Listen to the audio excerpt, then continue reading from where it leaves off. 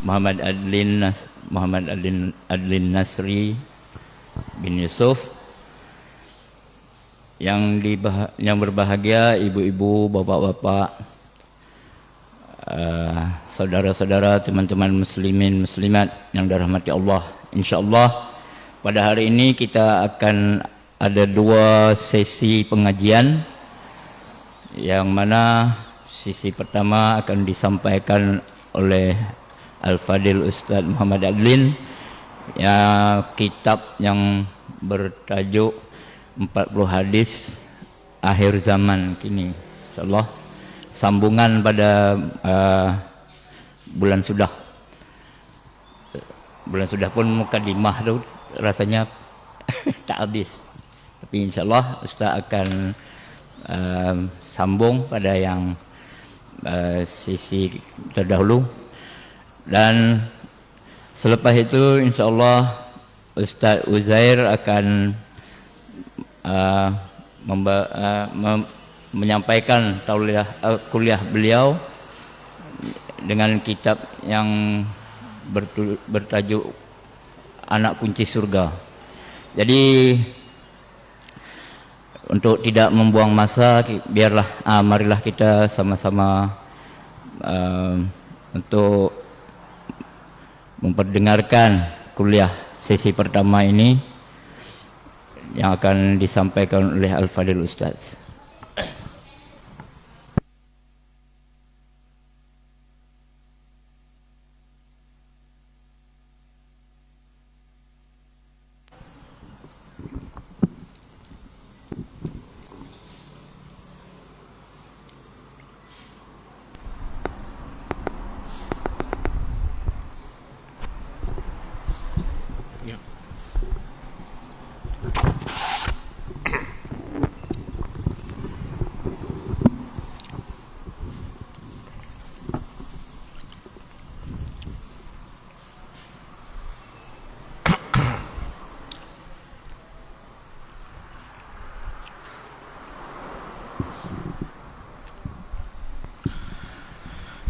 Assalamualaikum warahmatullahi ta'ala wabarakatuh.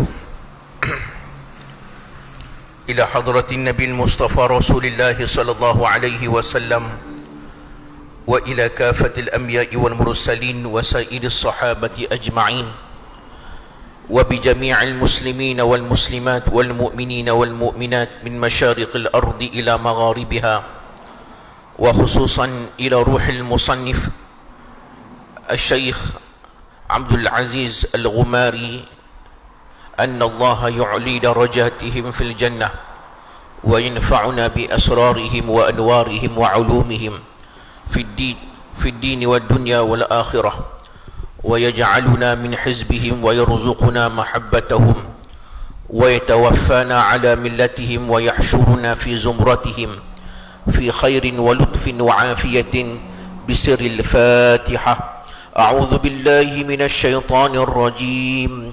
بسم الله الرحمن الرحيم. الحمد لله رب العالمين الرحمن الرحيم مالك يوم الدين. إياك نعبد وإياك نستعين.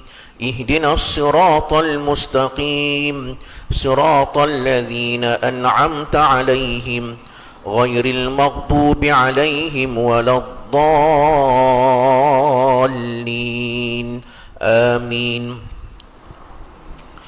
الحمد لله الذي بنعمته تتم الصالحات وبفضله تتنزل الخيرات والبركات وبتوفيقه تتحقق المقاصد والغايات وبإحسانه المتواصل لعباده المؤمنين يرتفعون إلى أعالي الدرجات. وأصلي وأسلم على سيدنا محمد سيد السادات وقدوة القادات وخير مخلوق في الأرض والسماوات، وعلى آله وأصحابه معادن الحكمة وأمن الأمة ومفاتح البركات، وتابعيهم بإحسان إلى يوم الميقات.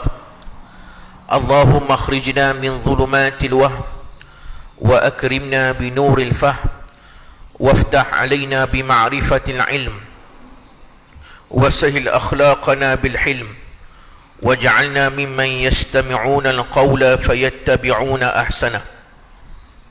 رب يسر وأعن يا كريم وافتح بالحق وأنت الفتاه العليم. سبحانك لا علم لنا إلا ما علمتنا إنك أنت العليم الحكيم. ولا حول ولا قوة إلا بالله العلي العظيم العزيز الحكيم. آمين ثم أما بعد. Hadirin muslimin dan muslimat yang dirahmati Allah Subhanahu wa taala sekalian, sebelum kita mulakan kelas kita dan pengajian kitab kita pada pagi ini, seperti biasa kita mulakan dengan selawat kepada Nabi sallallahu alaihi wasallam, iaitu selawat al-badariyah. Moga-moga Allah taala memberkati dan merahmati majlis kita dengan permulaan kita dengan selawat kepada junjungan besar Nabi kita Muhammad sallallahu alaihi wasallam. Jadi kita sama-sama selawat pada Nabi sallallahu alaihi wasallam, insya-Allah.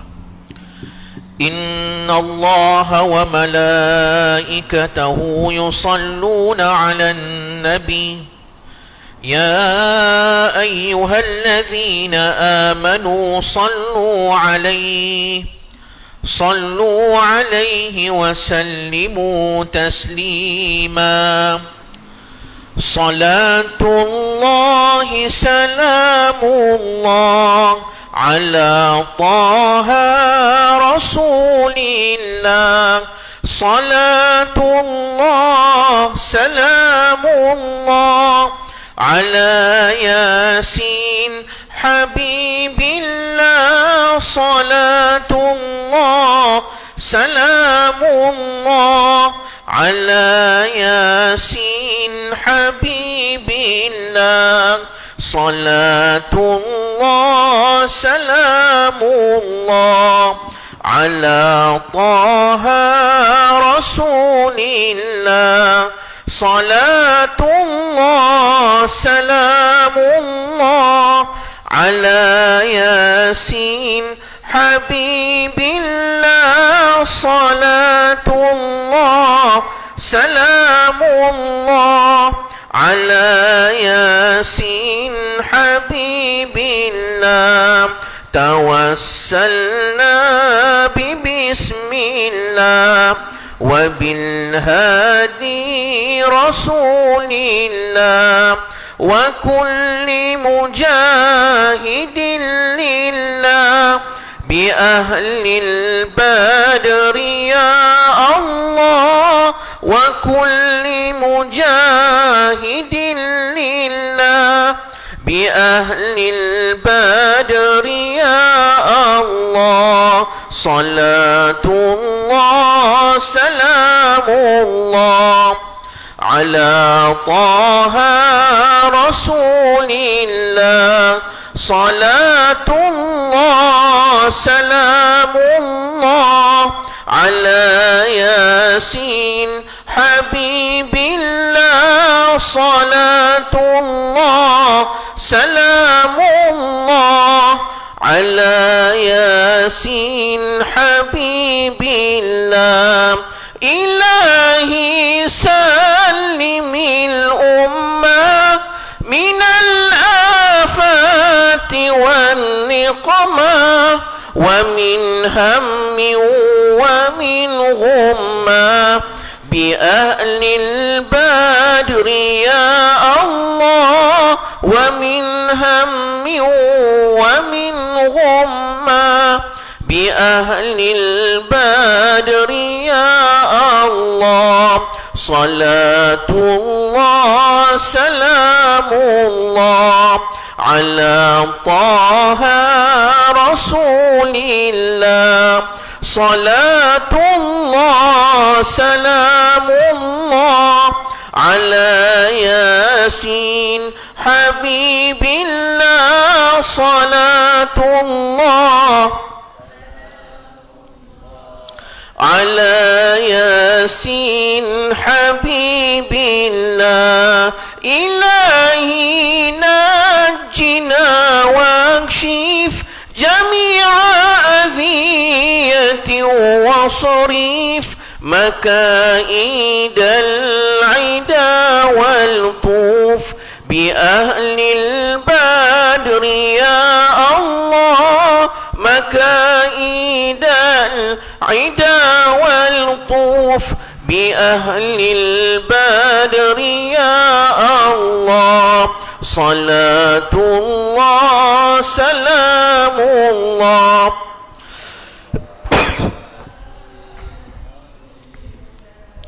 صلاة الله سلام الله على ياسين حبيب الله الله سلام الله على ياسين حبيب الله إلهي نفس الكربا من الآفات والعطبا وكل بلية ووبا بأهل البدر يا الله وكل بلية ووبا بأهل البدر يا الله صلاة الله سلام الله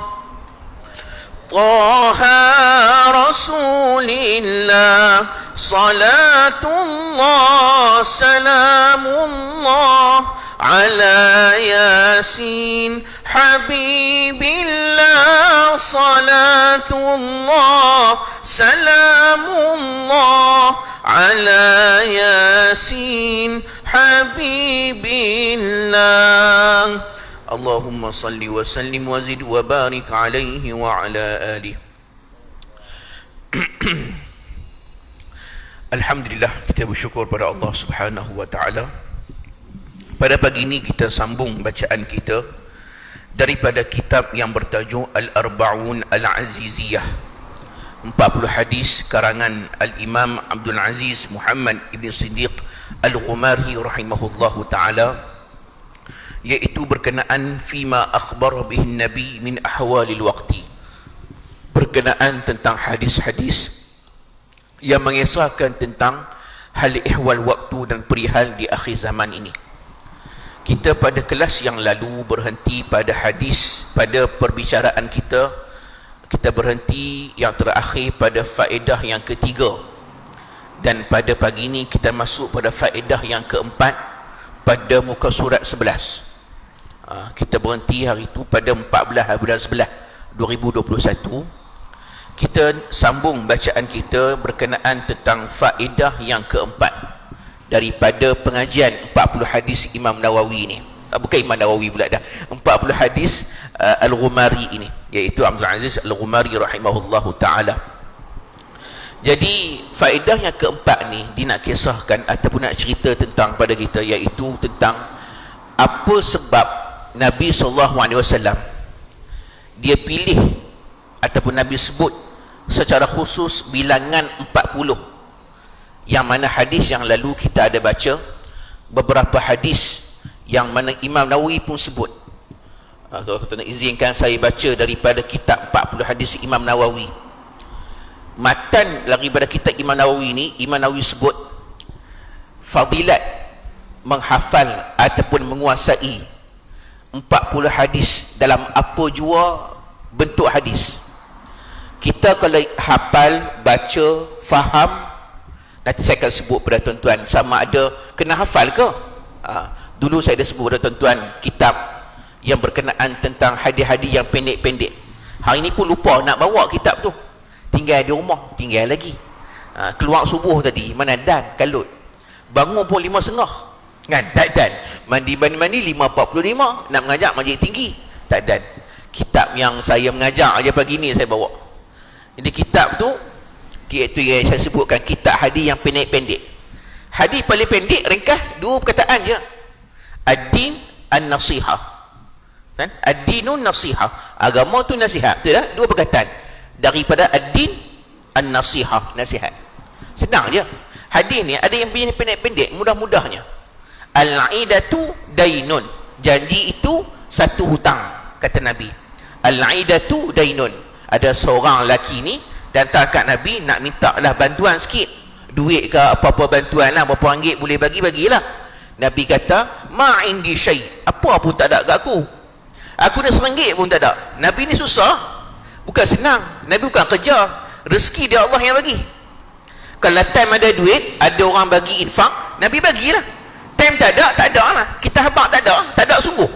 Nabi bukan kata ada, dia cakap tak ada. Kita mungkin lah kot ada perangai macam tu, ada tapi cakap tak ada, itu menipu nama dia. Tapi Nabi tak, kalau dia kata tak ada sungguh. Nabi kata tak ada.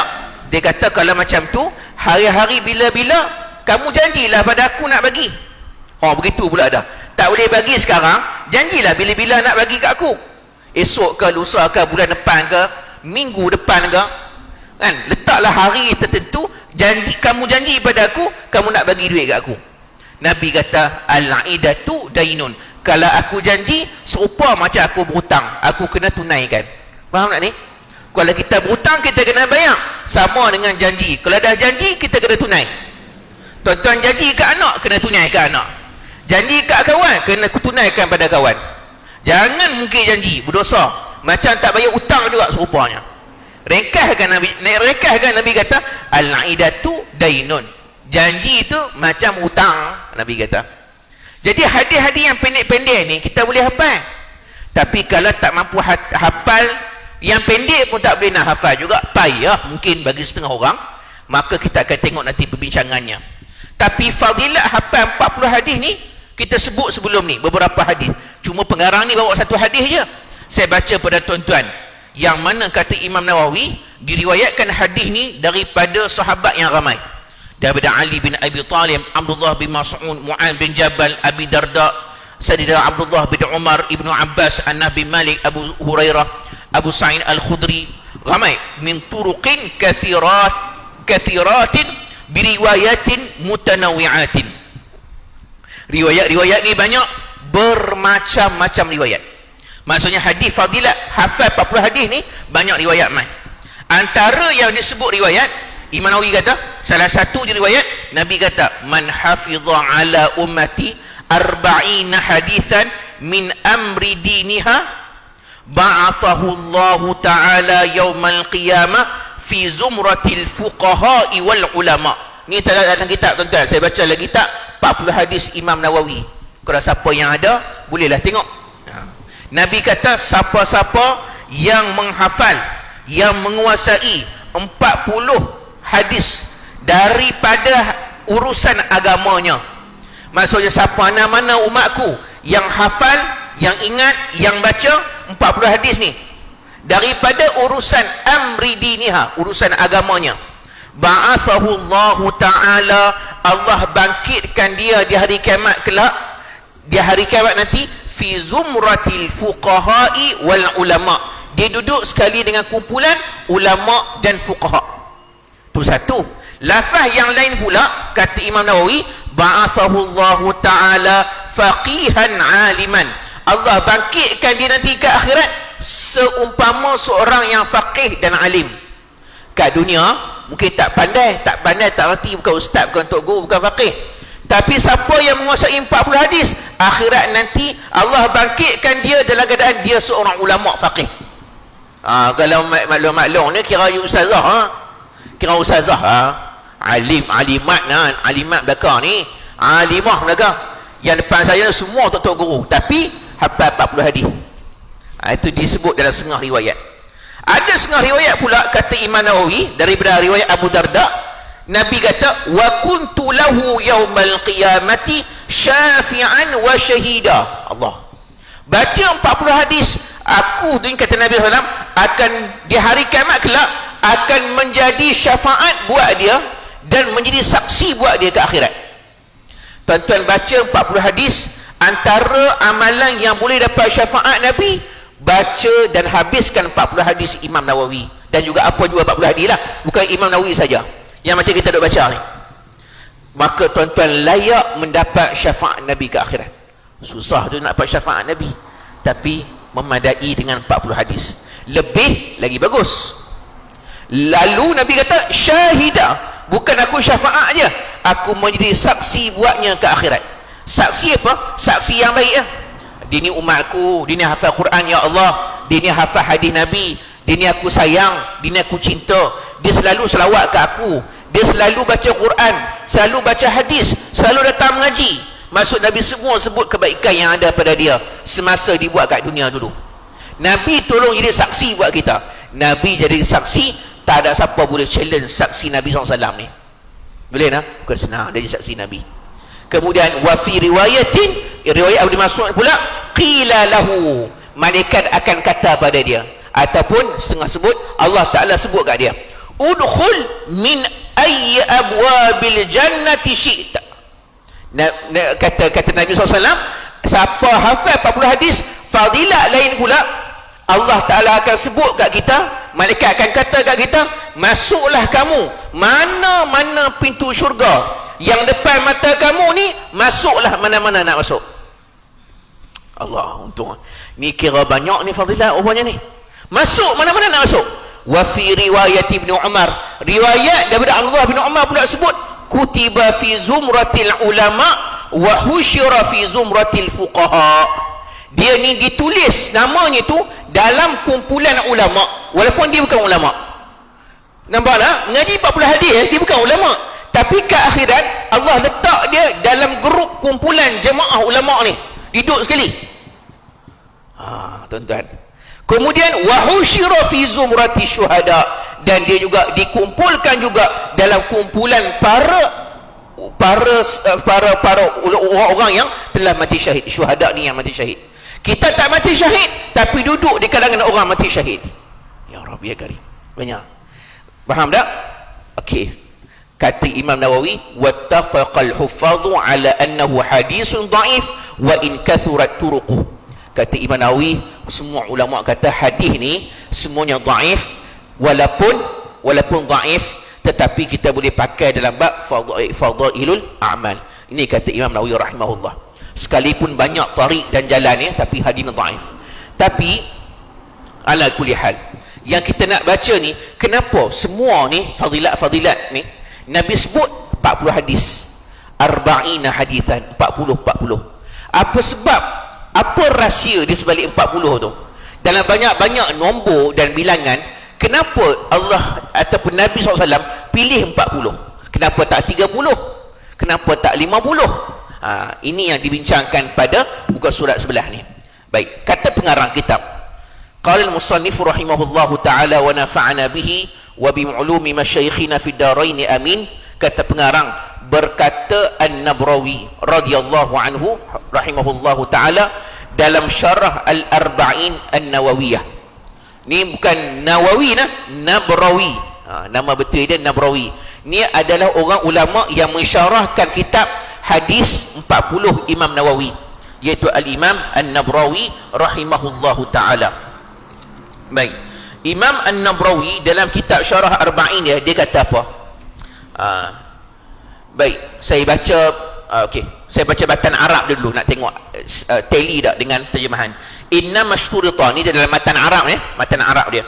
Inna mashturita hadzal adadu li sirrin alimahu syari'u أو لكونه أكمل الأعداد أو لغير ذلك ويحتمل أن يكون لا مفهوم له فيدخل في الوعد الآتي من حفظ على الأمة دينها ولا حرج على فضل الله تعالى. Dia kata sebab penetapan bilangan ini adalah merupakan rahsia yang hanya diketahui oleh Allah Subhanahu wa taala. First kali kita kena tahu, kadang-kadang tak semua kita tahu hikmah dia. Kadang-kadang kita tak boleh sampai maksud. Contoh misal, kenapa subuh 2 rakaat? Kenapa zuhur 4? Kenapa asar 4? Kenapa maghrib 3 rakaat? Kenapa isyak 4 balik? Pelik kan? Kenapa ada perbezaan rakaat? Patutnya buat bagi samalah. 4. Ni 2, 4, 3, 4. Nampak tak? Kenapa ada perbezaan rakaat? Wallahu a'lam. Ada sir, ada rahsia je. Faham tak? Hanya yang tahu tu Allah Ta'ala je. Mana kita tahu? Tak tahu.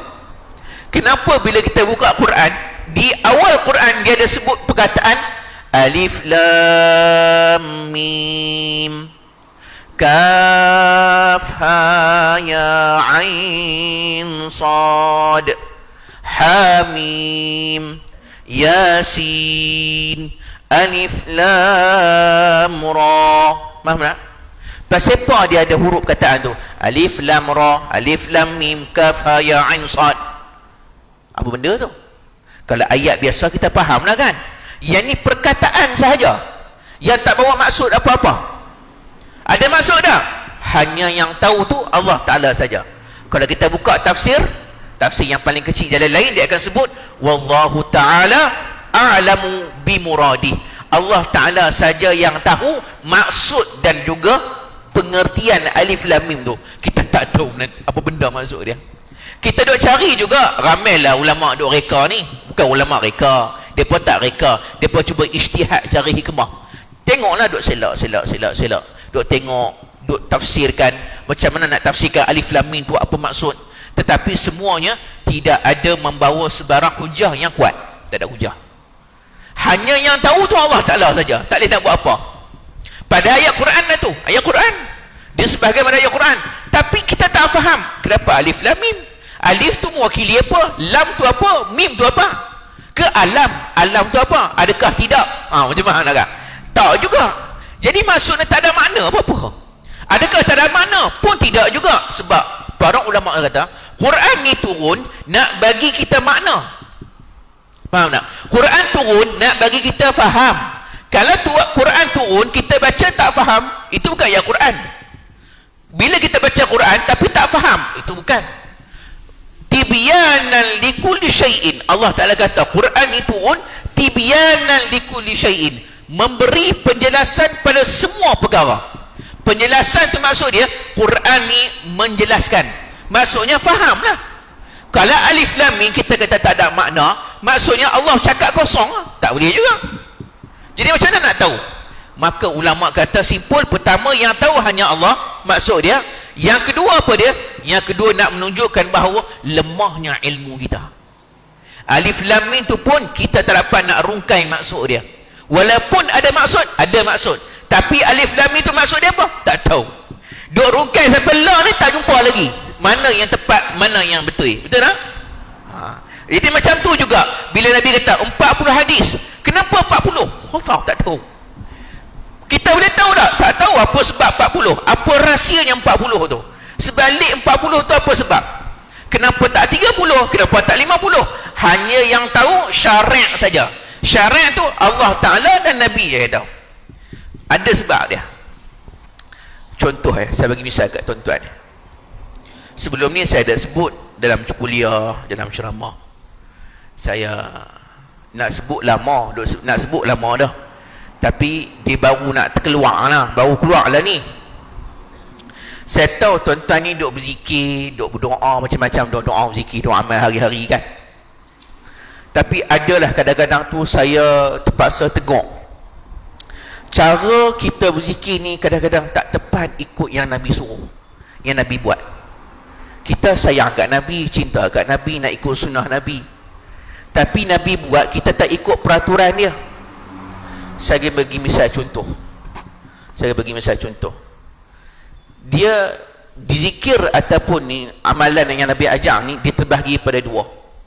Satu, dia hanya semata-mata zikir sahaja. Nombor dua, kita panggil dia zikir dalam bentuk doa. Maksudnya apa? Doa lah, zikir juga. Zikir ni Quran pun zikir, subhanallah tu zikir, doa tu pun zikir juga. Jangan faham zikir tu hanya subhanallah je, bukan. Tapi kategori nombor dua kita panggil doa. Yang ni zikir, yang ni doa. Kita ni kadang silap. Yang zikir kita jadikan doa. Boleh faham tak? Sedangkan itu zikir, bukan doa. Saya bagi misal contoh kat tuan-tuan. Bila kita nak masuk tandah, kita doa masuk tandah. Zikir tak? Zikir. Tapi doa masuk tandah tu, tuan-tuan baca tak bila lepas mayang? Tak baca. Pasal apa tak baca? Sebab dia doa tu nak masuk tandah. Maksudnya zikir ataupun doa ni, dia ada tempat dia, situasi dia. Ada zikir yang tak terikat dengan waktu, buatlah bila-bila pun. Ulama kata ada zikir yang terikat dengan waktu. Maksud dia apa? Nabi kata nak makan baca doa ni, masuk tanah baca doa ni, betul tak? Nampak bala baca doa ni. Maksudnya ada sempena tertentu. Pagi lepas subuh baca doa ni, zikir ni. Lepas maghrib baca zikir ni. Maksud Nabi letakkan waktu. Bila Nabi letak waktu, sebaik-baiknya zikir tu dibaca pada waktunya, bukan dibaca luar waktu dia. Sebab dia zikir dan dia doa, tak kena. Saya duk tengok orang duk berdoa ni, bila baca doa kan, baguslah, yang doa-doa lah, yang tak ada kaitan dengan doa tu yang jadi panjang tu. Contoh misal, tak setuju, mungkin tak setuju kot, lepas sembahyang duk baca Bismillahilladzi la yadurru ma'asmihi syai'un fil ardi wala fis sama' wa huwas samiul alim. Itu bukan doa, tu zikir. Yang tu imam pergi baca tu pasal apa? Baca pula sekali, bukan 3. Nabi ajak 3 kali, kita pergi baca sekali. Saya nak habaq ni bilangan tu, yang kata bilangan tu, Nabi kata 3. Yang pergi baca sekali tu pasal apa? Macam orang duk baca mak surat. Saya tak tahu siapa yang buat orang kata kaifiat baru pula. Baca mak surat Qul huwallah sekali, Qul a'udzu birabbil falaq sekali, Qul a'udzu birabbin nas sekali. Siapa ajak kaifiat macam tu? Mak surat ni dia ada 2. Satu dia panggil wazifah al-kubra.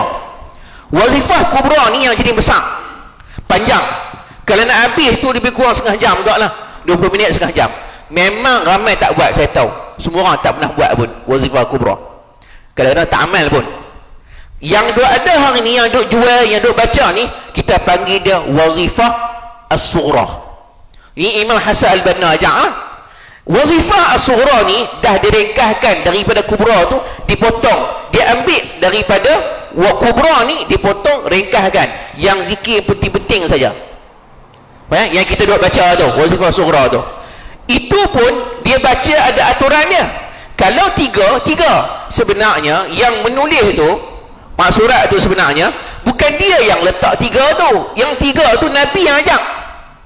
Contoh kita baca Allahumma afini fi badani, Allahumma afini fi sam'i, Allahumma afini fi basari. Contohnya berapa kali baca? 3 tu bukan mai dari Imam Hasan al-Banna, bukan.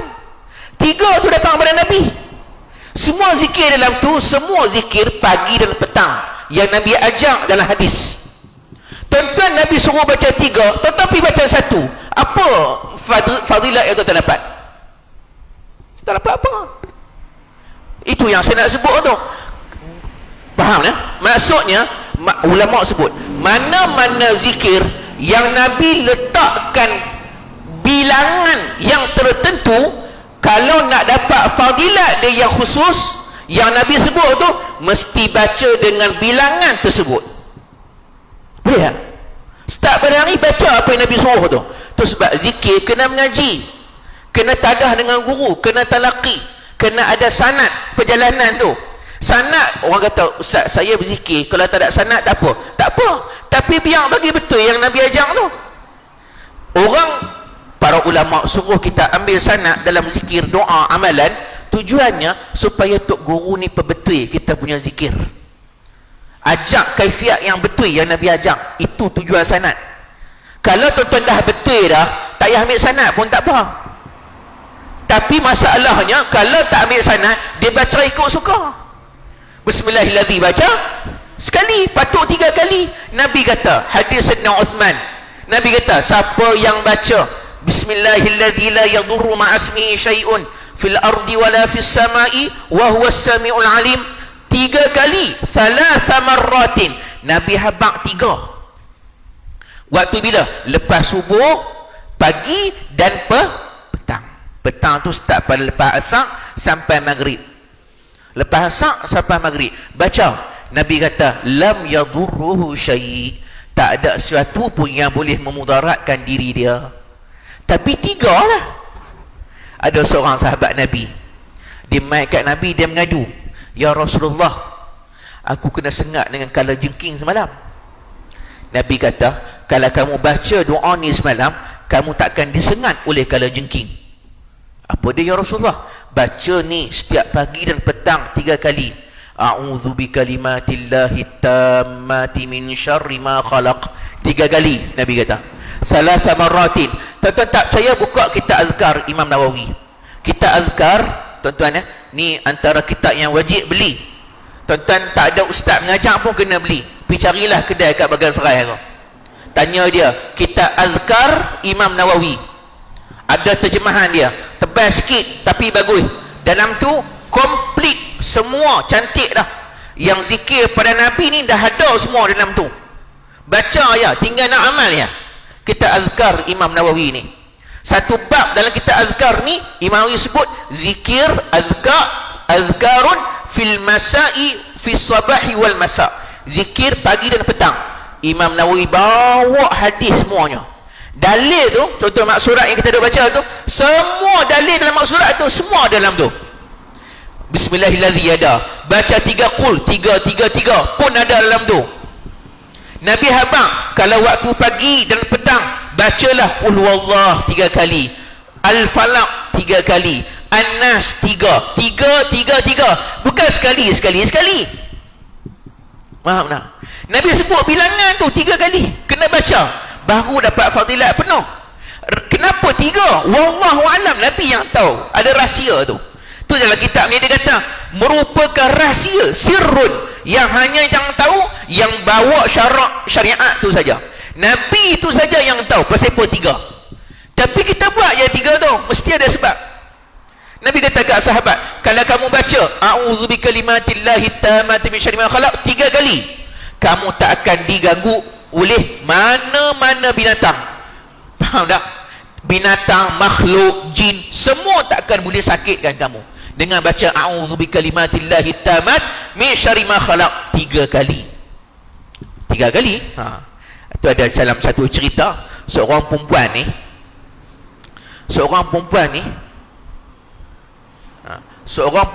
dia pergi satu hari, dia ambil cawan, dia minum. Ingatkan hak tu ayak. Dia ingat ayak biasalah. Rupa-rupanya dalam cawan tu ada racun. Dia minum, togok tu.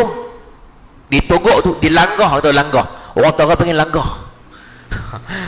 Boleh faham tak langgah tu? Langgah tu kira togok. Dia togok racun lah. Dia telan habis satu cawan lah. Satu jak racun tu habis. Tapi dalam riwayat sebut perempuan ni di zaman Nabi ni, dia dengar Nabi pesan setiap pagi baca a'udzu bikalimatillahi tammati min syarri ma khalaq. Dia togok tu, dia tak tahu yang tu racun. Mati tak? Tak. Sakit tak? Orang kagum, dia kata, hang minum racun ni pasal apa hang tak ada sakit apa-apa? Dia kata, aku amal dengan satu amalan Nabi, a'udzu bikalimatillahi tammati min syarri ma khalaq. Lega, macam kutih tok buang, tak ada apa, tak bagi kesan apa agak badan kita. Kalau nak tahu betul tak mujarab ke tak mujarab, balik try buat tengok. Itu saya tak tahu. Tuan-tuan buat, tuan-tuan balik awal saya tak tahu. Itu jangan duk try buat kan. Itu cari nak yang perempuan ni minum dia tak tahu. Yang tuan-tuan pergi minum sengaja tu, hak tu kena. Hak tu cari nak nampak tak? Baik. Tapi nak sebut apa dia, saya nak habaq balik bahawa semua zikir ni bila Nabi sebut bilangan, buat yang tu. Lepas mayang, lepas subuh, lepas maghrib. Kan ada zikir lepas mayang. Ramai tu imam, saya tegur ni ramai yang mungkin dia agak apa tertegur lah, macam silap aku duk buat lama ni kan. Kena tegur. Kalau saya tak tegur, saya rasa tak puas hati. Sebab tuan-tuan buat benda yang Nabi tak puas hati pun tuan-tuan buat macam tu. Lepas subuh, lepas maghrib, Nabi baca apa? Istighfar 3 kali. Itu betul 3 kali. Kemudian Nabi sebut, bacalah la ilaha illallah wahdahu la syarikalah lahul mulku wa lahul hamdu yuhyi wa yumitu wa huwa ala kulli syai'in qadir. Berapa kali? Maklum? Berapa patutnya? 10. Cantik. Kalau tahu hak tu pun tak apa, tapi dia tahu saja, buat tak? Dia buat 5. Ni tu imam yang ajak tu, dia buat 5. Bukan duk kira sampai 10. Apa 5 dah pindah Allahumma ajirni, dah baru 5 bagilah perhabis 10. Yang baca 5 tu pasal apa? Diskaun Ustaz, banyak diskaun. 10 tu kira kurang dah. Hang kalau nak pergi mana, baca dulu 10 tu pula. Satu benda nak kena faham, hanya subuh dan maghrib. Tapi zuhur, asar dan isyak boleh baca, tapi baca dengan 3 sahaja. Kalau tak baca pun tak apa, sebab Nabi sebut lepas subuh dan juga maghrib 10. Nampak tak? Kita ni kadang-kadang tak, ada yang terlebih rajin pula, subuh 10, zuhur 10, asar 10. Dia pantai semua 10 pula dah. Tu satu hal lagi, dia tak ikut apa Nabi ajak pula. Ada yang 10 tinggal 5, tak kena. Tuan-tuan kalau baca 10, baca 10. Kalau tak mau, tak payah baca terus, habis cerita. Faham lah ni? Duk main diskaun 10 dan Nabi sebut 10 tu 10 amal 10 dosa Allah padam, 10 darjat Allah angkat, 10 hasanat kebajikan Allah bagi. Nampak tak? Lepas tu baca apa Allah? Baca apa pula? Allahumma ajir. Tuan-tuan duk baca ajirna ke ajirni? Ajirna. Mai pada mana ajirna? Hadis mana kata ajirna? Tuan-tuan tukar apa siapa jadi ajirna? Tu tuan-tuan nak bantai, nak tukar, mu tengok juga. Tak ustaz, saya tu imam. Jadi kalau tu imam, kalau saya seorang-seorang, saya di belakangnya ada makmum, jadi saya baca Allahumma ajirna sebab nak sebut ramai. Ajirna untuk yang jumlah yang ramai. Saya kata makmum di belakang, dibaca tak zikir itu sekali? Dibaca tak zikir itu sekali? Baca. Habis tu nak tukar apa siapa? Faham tak? Kena faham ni. Tukar daripada untuk diri sendiri kepada ramai hanyalah dalam situasi bila imam berdoa, makmum mengaminkan doa, itu sahaja tukar. Kalaulah makmum pun baca sekali, imam pun baca, tak perlu tukar. Kalau tuan-tuan tukar ajirna, kenapa tuan-tuan tak tukar astaghfirullahalazim? Tahu tak astaghfirullahalazim? Astaghfirullah tu astaghfirullah, aku memohon pengampunan kepada Allah, betul tak? Kenapa tuan-tuan tak tukar nastaghfirullahalazim? Yang tu imam ni tukarlah, nastaghfirullahalazim alladzi la ilaha illa huwal hayyul qayyum wa atubu ilaih. Nastaghfirullah, kenapa tak tukar nastaghfirullah? Ustaz, dalam biasa kami duk baca astaghfirullah, punca tuan-tuan ni biasa, duk biasa. Bila biasa, yang biasa tu tuan-tuan buat, dia macam betul lah. Sebenarnya Allah dalam hadis Nabi baca dan riwayatkan pada kita, suruh baca Allahumma ajirni minan nar, bukan ajirna. Berapa kali? Subuh dan maghrib 7, bukan 3. Nampak tak? Tu kena balik semula. Macam mana zikir bagi betul? Kita pergi tukar ajirna, boleh, saya tak kata salah, boleh, tak berdosa besar pun, dosa pun tak, makruh pun tak. Cuma apa Nabi ajak kita pergi ubah, seolah apa Nabi ajak tu tak cantik dah. Apa yang Nabi baca tu kena ubah, kena olah balik. Tak payah olah dah. Kalau saya baca dia jadi imam, Allahumma ajirni minan nar, Allahumma ajirni minan nar, yang belakang pun Allahumma ajirni minan nar, sama juga baca. Masing-masing baca Allahumma ajirni, jadi tak payah tukar. Sebab masing-masing baca. Yang kena tukar, ni kena tukar, iaitu bila di imam dia baca doa, makmum aminkan. Contoh doa khunut, kena tukar. Allahumma hadina fi man hadait, barulah belakang amin. Tak boleh baca Allahumma hadini fi man hadait, paklong belakang kata amin. Amin untuk tu imam tu ya. Tu imam tu baca bagilah hidayah aku kepada diri aku macam kamu bagi hidayah pada orang lain. Yang belakang makmum amin. Imam yang zalim, dia baca doa untuk diri dia, orang tolong amin, dia jauh seorang dapat, dia bolok seorang, kita apa pun tak dapat. Ni imam yang zalim. Jadi kalau doa belakang makmum dia aminkan, tukar. Jadi apa? Untuk seorang jadi ramai. Tapi dalam situasi lain tak payah tukar. Ada yang saya tengok dia baca doa, dah lah benda tu zikir je, bukan doa apa, zikir amalan hari. A'udzu bikalimatillahi tammati min syarri ma khalaq tadi kan, dia baca na'udzu bikalimat. Saya kata Nabi tak baca macam tu. Nabi baca a'udzu bikalimatillahi tammat min syarri ma khalaq, tiba-tiba pi tukar na'udzu, pandai-pandai tukar. Faham tak ni? Macam tak setuju ya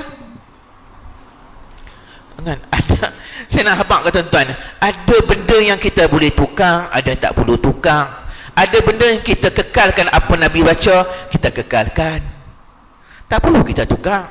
Nampak tak? Itu sebab semua ni kena pakai ilmu, bukan pakai hawa nafsu. Rasa nak tukar, tukar. Satu lagi, bila berdoa, kadang doa tak ada sanggup paut. Macam saya kata tadi, masuk tandas, doa masuk tandas kan, tuan-tuan tak baca dalam doa lepas solat, betul tak? Ke baca Allahumma inna na'udzubika minal khubthi wal khaba'ith, yang belakang amin, bagus, makna ni okey.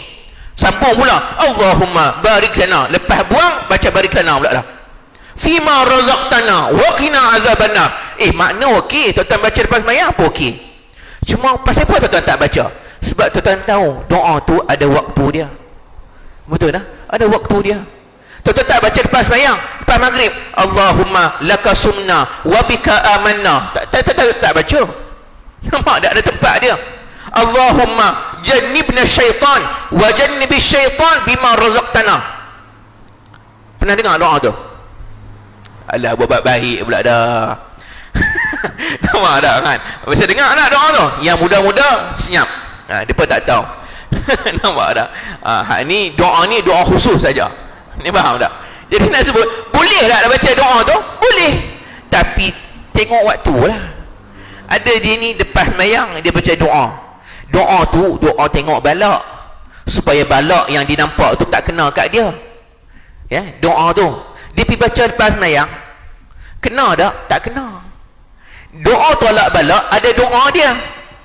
Bacalah doa tolak balak. Allahumma inna na'udzubika minal barasi wal jununi wal juzami wa min sayyi'il asqam. Boleh. Tahassanna bidzin izzati wal jabarut wa'tasamna bi rabbil malakut wa tawakkalna 'alal hayyil ladzi la yamut. Allahumma irfa'anna al bala wal ghala wal mihan wal fitan. Itu doa tolak balak. Boleh tak? Tapi jangan kita, orang kata nak bubuh semua sekali mana doa-doa yang ada, pergi bubuh lepas mayang, tak kena. Doa nampak balak dia baca alhamdulillahillazi faddalani ala kathirin, alhamdulillahillazi afani mimma ibtalaka bihi wa faddalani ala kathirin mimman khalaqa tafdila. Duk dengar tu imam baca satu tempat sini juga lah, duk dengar. Saya kata doa apa pula hang baca ni? Tu doa tengok balak. Betul lah Nabi kata, kita nampak orang aksiden, nampak orang sakit, kita baca. Jangan baca depan dia, baca belakang-belakang lah, senyap-senyap kan. Alhamdulillahillazi afani, maha suci Allah yang mengafiatkan diri aku, mimma btalaka bihi, daripada apa yang Allah balakan pada kamu, wa faddalani, dan Allah muliakan aku, lebihkan aku, mimman khalaqa, di antara makhluk yang kamu cipta ni, tafdila, dengan beberapa kelebihan. Kata Nabi, siapa baca doa ni, Nabi tak kata sekali ke, kalau Nabi tak kata berapa kali, cukup baca sekali sahaja. Faham tak? Nabi tak kata berapa kali, Nabi kata cukup sekali. Kalau Nabi tak kata berapa kali, 3 ke 2 ke, maksudnya sekurang-kurangnya sekali. Itu kaedah bila baca hadis. Kalau baca ni sekurang-kurangnya sekali, nampak balak, Nabi kata fa'ufiya min dhalikal bala'i kainan man kan. Balak yang kita nampak tu, kita baca doa ni, kita takkan kena balak macam tu bila-bila, sampai bila-bila. Faham tak ni? Kalau orang tu aksiden, insya-Allah kita tak aksiden, selamat. Kalau orang tu sakit darah tinggi, kita tak kena darah tinggi. Kalau orang tu stroke, kita baca, kita tak kena stroke. Faham tak? Tapi kecil manis kena tak? Hak tu hak lain kena jugalah. Penyakit dalam dunia ni banyak, bukan hak tu je, betul tak? Yang tu je lah tak kena, hak lain kena. Faham tak ni? Tu sebab saya nak abad kat tuan-tuan, bilangan Nabi sebut 3, 7, 4, 4, 5. Jangan kita pi ubah daripada 5 tinggal 2, 3 tinggal 1, 10 tinggal 5. Apa benda? Tuan-tuan nak berzikir ke tidak ni? Kan? Nabi kata Allahumma ajirni tu, Nabi kata mewakili 7 pintu neraka. Betul? Nabi kata siapa baca Allahumma ajirni minan nar, tertutup 7 pintu neraka. Dia pergi bantai baca 3, 4 lagi buka. Contoh dah, bukanlah gurau ya. Tapi nak sebut apa dia? Nak sebut bila dah Nabi kata 7, sebab apa? Ada hikmah dia. Boleh tak? Boleh terima lah ni? Okey lah ni? Ke tak boleh? Ada yang dalam doa dia, ada tak dia baca ayat Quran dalam doa, dia duk rasa yang tu doa bukan doa. Dia duk baca ni, kadang-kadang duk dengar ke, ya ayyatuhan nafsul mutmainnah irji'i ila rabbiki radiyatan mardiyah fadkhuli fi ibadi wadkhuli jannati. Tuan-tuan baca faham ke apa benda tu? Itu doa lah. Itu kadang-kadang. Dan jangan ingat bunyi ayat Qurannya senang cerita macam ni lah. Orang Melayu dia dengar bunyi Arab dia kira doa, dia bunyi Arab kira doa. Nampak ni perangai Arab. Dia kata Arab main kat kita, dia kata kaifa haluka, amin. Orang tanya apa khabar, pi amin pasal apa balong, bukan dia doa lah. Dia punya Arab kira doa. Nampak tak kan? Min aina anta, amin. Dia kata tu tak kerti bahasa Arab tu, bunyi Arab kira doa. Ayat Quran pun sama, dia bunyi ayat Quran kira doa. Bukan semua ayat Quran tu doa. Yang doa betul Rabbana la tuzigh qulubana, hak tu doa. Rabbana hab lana min azwajina, hak tu doa. Nampak tak? Rabbana la tu'akhizna in nasina aw akhtana, yang tu doa. Nak baca doa, cari yang bentuk Rabbana, ambil yang jenis macam tu. Nampak tak? Tapi jangan pergi bantai semua ayat Quran kira doa. Wa qala rabbukum ud'uni astajib lakum, itu bukan doa. Kita nak baca doa, faham tak? Bukan ayat Quran. Kita pergi masuk dalam doa kita yang bukan doa. Maksudnya panjang saja doa, tapi apa pun kita tak minta ke Allah. Faham tak? Takut macam tu. Senang cerita, berdoalah macam Nabi ajak. Macam saya sebut tadi, beli kita azkar, cari dalam kita azkar tu tajuk doa lepas sembahyang. Nabi ada khususkan beberapa doa yang dibaca lepas sembahyang. Tapi zaman hari ni orang tak baca. Dia pergi baca yang pelik-pelik merata-rata, pibuh dalam doa. Nampak tak? Boleh no? Tak setuju lagi tak tahulah. Kan? Saya nak sebut hak tadi. Nak sebut hanya yang tahu rahsia nombor-nombor ni Allah Ta'ala saja yang tahu. Pasal 43 nama. Atau mungkin kata dia kerana bilangan tersebut merupakan bilangan yang paling sempurna. Mungkin 40 tu bilangan paling sempurna. Macam contohnya Nabi SAW sempurna umurnya pada umur 40 tahun baru dapat wahyu. Nabi dilantik menjadi Rasul dan Nabi pada umur berapa? 40. Sebelum tu tak dapat wahyu apa lagi. Kenapa Allah tak bagi awal-awal umur 20 ke 25 ke 30 ke?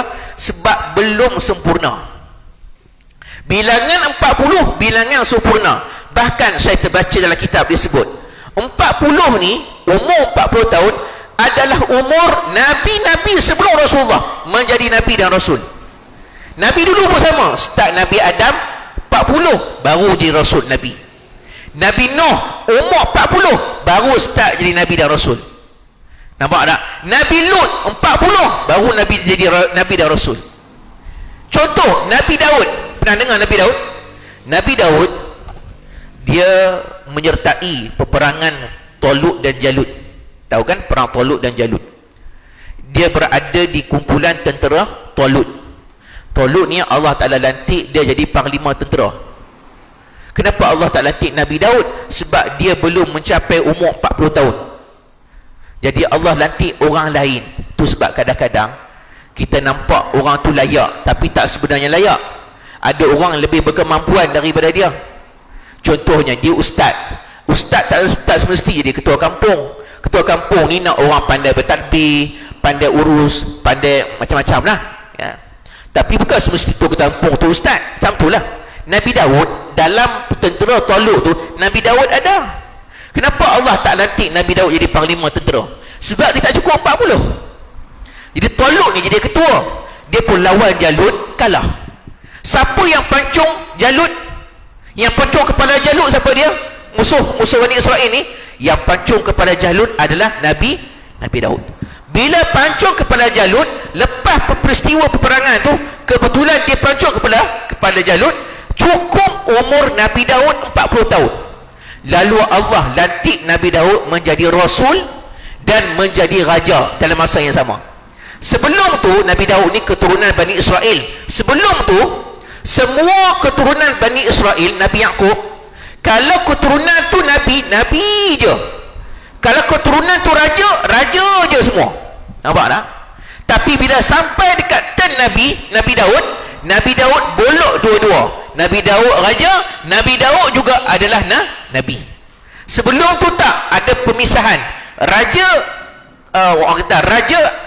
Bani Israel keturunan lain, kalau Nabi keturunan lain. Faham tak? Start daripada Nabi Daud, Nabi Sulaiman, raja dan juga nabi. Semuanya dinanti menjadi nabi dan rasul pada umur 40 tahun. Kerana 40 tu adalah bilangan sempurna. Boleh faham tak? Hari ni pun kalau 40 adalah tanda apa? Tanda dah dewasa. Bawah 40 kita panggil apa? Remaja. Betul tak? Belia. Kalau lebih 40, beliau.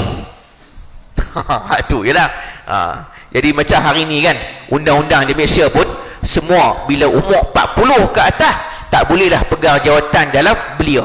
Pemuda ke belia ke tak boleh pegang lah. Sebab ada umur 40. 40 tu umur apa? Umur dewasa, matang, cergas.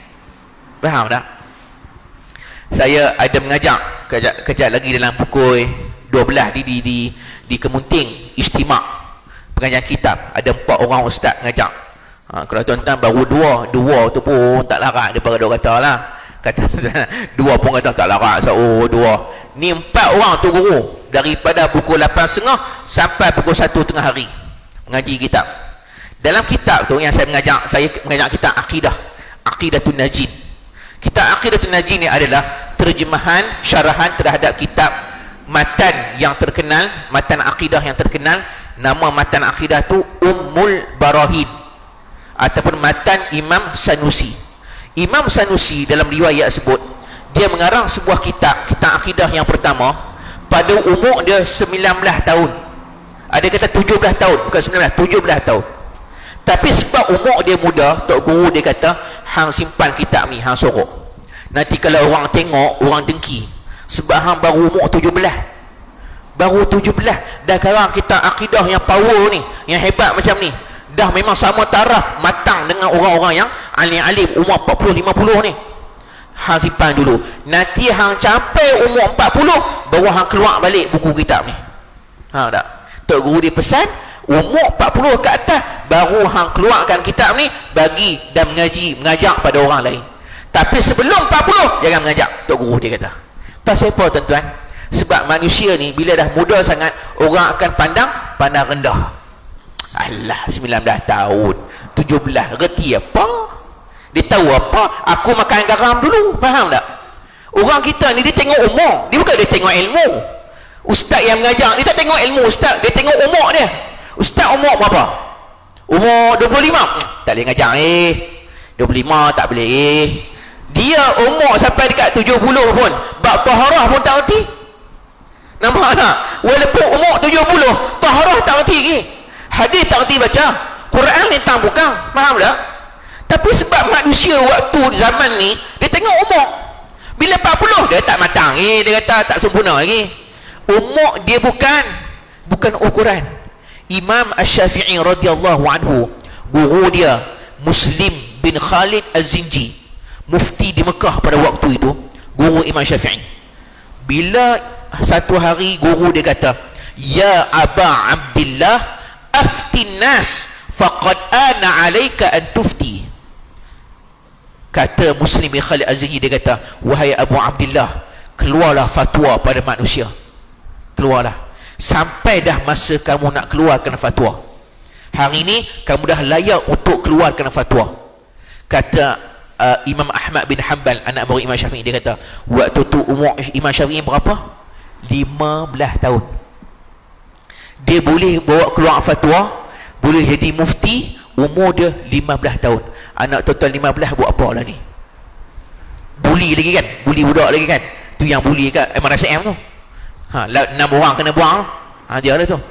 Dia umur 15 tu bully orang lagi tu. Bukan reti apa. Nampak tak? Habis masa depan gelap. Masa depan gelap. Umur muda lagi, panjang masa lagi, banyak lagi nak tempuh akan datang. Tiba-tiba kerana sebab benda-benda macam tu, gelap gelita hidup. Kena buang sekolah, kena panggil polis, duduk dalam lokap. Tuan-tuan, itu sebab pesan balik kat anak-anak kita. Jangan buang masa, jangan penuhkan masa dengan buat dosa. Dengan buang masa. Umur ni pendek, bukan lama mana nak hidup.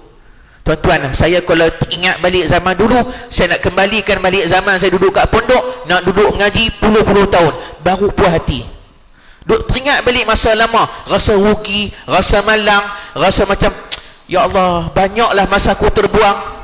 Dalam keadaan kita duduk mengaji tu pun kita rasa masa tu tak ada kualiti. Ini kan duduk saja, main game, tengok TV, tengok Netflix, buang masa banyak. Masa depan gelap. Imam-imam dulu, ulama-ulama dulu 15 dah jadi mufti, 17 dah karang kitab. Main zaman kita hari ni, dia reti apa? Reti tu lah, tengok Netflix, tengok Facebook, itulah reti. Main Twitter, main TikTok, itu yang reti buat zaman ni. Kita dah kata zaman ni semua cerdik. Cerdik hak tu, bukan cerdik dunia, bukan cerdik akhirat. Dia cerdik dunia kan. Nampak? Okey lah. Tak maaf tu, bunyi kasar macam ni. Dia tak bulan kasar. Tapi kena sebut. Sebab kita bila baca kisah ulama-ulama dulu ni, umur 15 dah hebat dah. Tapi nak sebut apa dia? Tapi kematangan tu dia akan sampai juga last kali umur 40. Itu orang kata bilangan kematangan. Wallahualam, kita tak tahu apa sebab 40 tu kan, atau kerana sebab lain. Banyak sebab lain lah.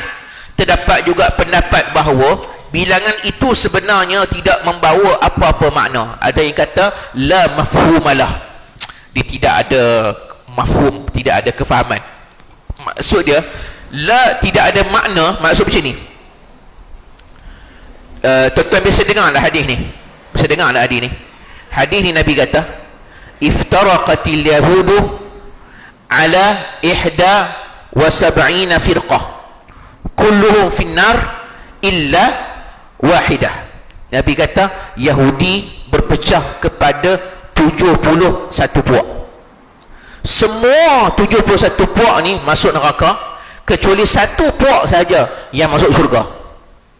Kemudian Nabi kata iftaraqatin nasara ala 72 firqah kulluhum finnar illa wahidah.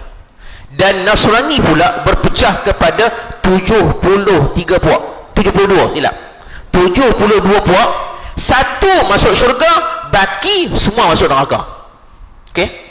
Kemudian Nabi sebut waftaraqat ummati, umatku pula berpecah kepada ila 73 firqah, kepada 73 puak. Kulluhum finnar, semuanya masuk api neraka, melainkan satu.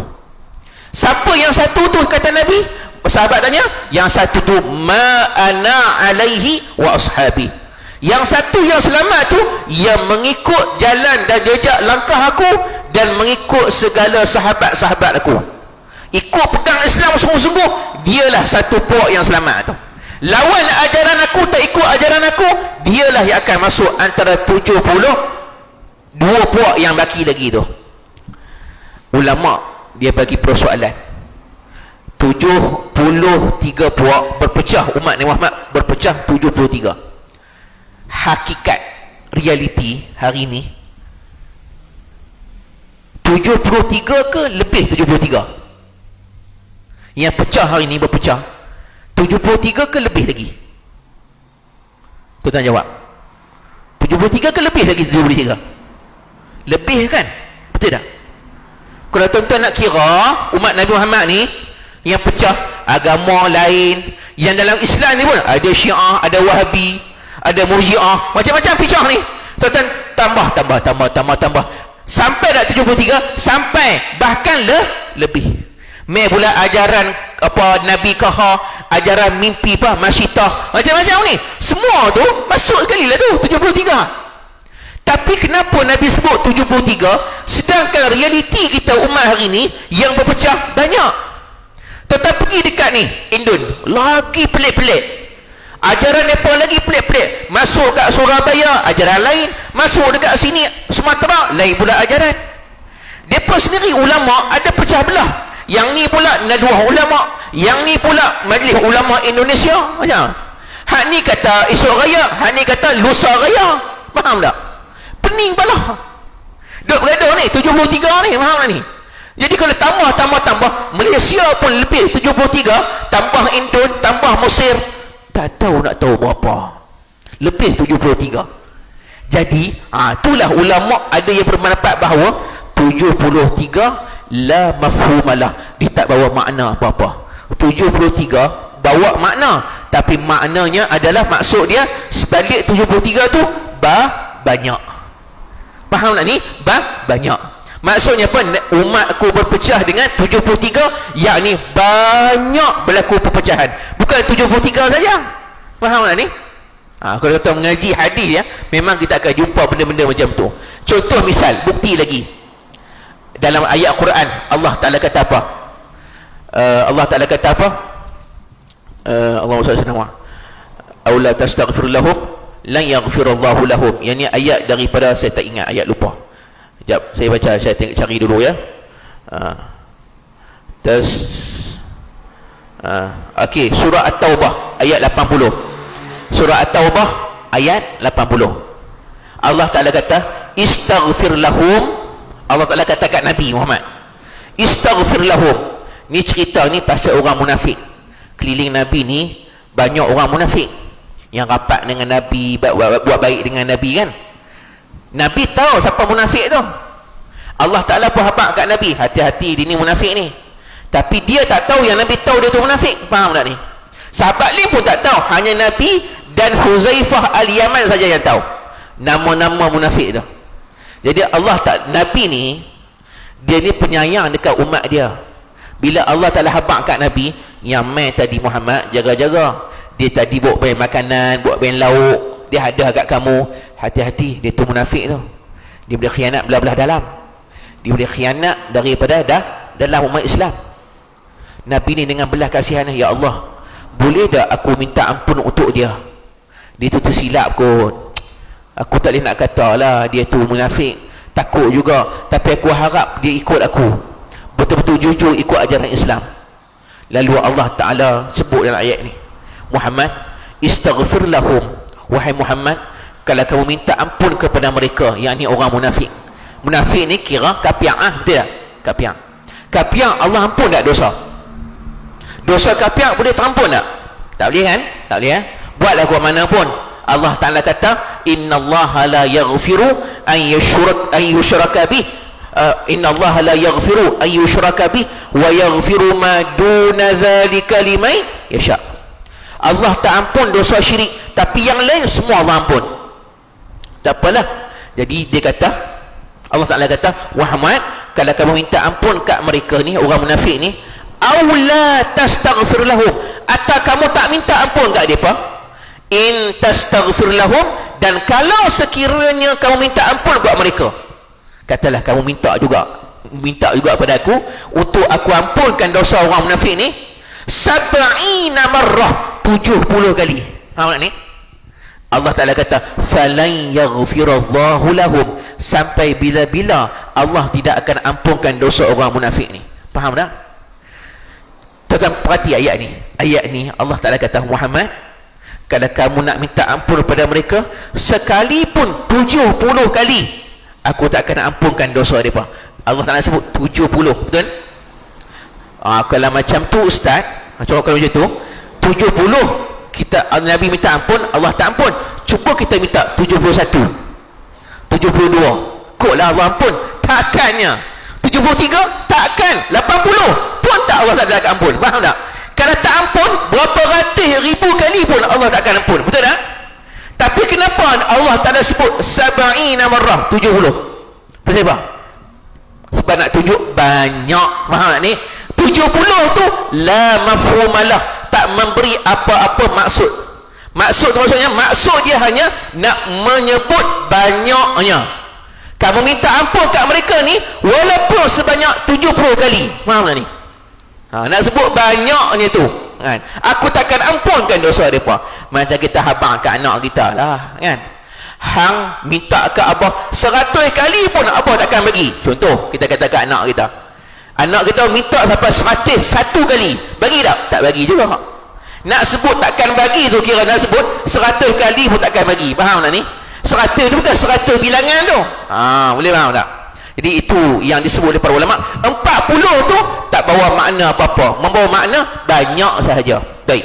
Lalu dia kata, maka yang dimaksudkan di dalam hadis berkenaan kelebihan hadis 40 ialah bagi mereka yang menjaga urusan agamanya, perkara ini bukanlah menjadi kesalahan dengan rahman Allah Subhanahu wa taala.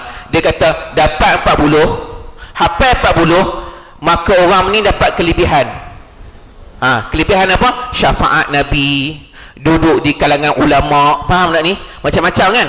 Kemudian yang terakhir sebut tadi apa dia? Masuklah mana-mana pintu syurga nak masuk. Betul? Tapi kita katalah kan, amalan ni 40 hadis je, tapi pahalanya Masya Allah banyak. Boleh tak Allah bagi? Boleh. Tuan-tuan, dalam hidup ni banyak amalan kita buat, pahala melimpah ruah. Nampak tak? Amalan tu senang aja, ringan je. Contoh, tak silap bulan lepas saya abang kat tuan-tuan, apa, solat lepas solat isyak, ingat 4 rakaat tu pahala banyak mana? Malam seolah-olah mana solat Lailatul Qadar. Bayangkan 4 rakaat solat sunat lepas isyak, pahala dia macam dirikan solat pada malam Lailatul Qadar. Banyak bukan sikit. Kita duk jawab azan tu, jawab azan Allahu Akbar, Allahu Akbar, Allahu Akbar, Allahu Akbar, jawab azan tu, tahu tak berapa pahala dapat? Tak tahu. Nabi kata zaman Nabi dulu, Nabi mengadap kat orang perempuan zaman Nabi duduk solat di belakang, Nabi tak dengar dia jawab azan. Lepas tu Nabi kata, ya ma'syaran nisa, wahai orang perempuan, idza sami'tun nida, bila kamu dengar azan, jawab macam muazzin tu baca. Lalu Nabi kata, fa inna lakunna, bagi kamu semua orang perempuan yang jawab azan ni, siapa jawab azan bagi kamu semua, likulli harfin, setiap satu huruf, alfai hasanah, 2000 pahala kebajikan. Satu huruf. Maksudnya pahala jawab azan lagi banyak daripada pahala baca Quran. Tu yang duk sembang-sembang tu, rugi tak mak sangat, rugi. Tuan-tuan, setiap huruf tuan-tuan jawab azan tu Allah bagi 2000. 2000 Allahu Akbar, alif lam lam ha, ada 5 tu sebab lam tu sabdu, ada 2 huruf, maksud ada 5 huruf. Akbar 4, jadi maksud 5 4 9. 9 darab 2000 berapa? 9 darab 2 berapa? 18, betul? 18,000. Kita jawab pula 2 kali kan, Allahu Akbar, Allahu Akbar, Allahu Akbar, Allahu Akbar, 2 kali. 18,000 berapa? 36, betul? 36,000. Hanya jawab Allahu Akbar, Allahu Akbar, 36,000 dapat pahala.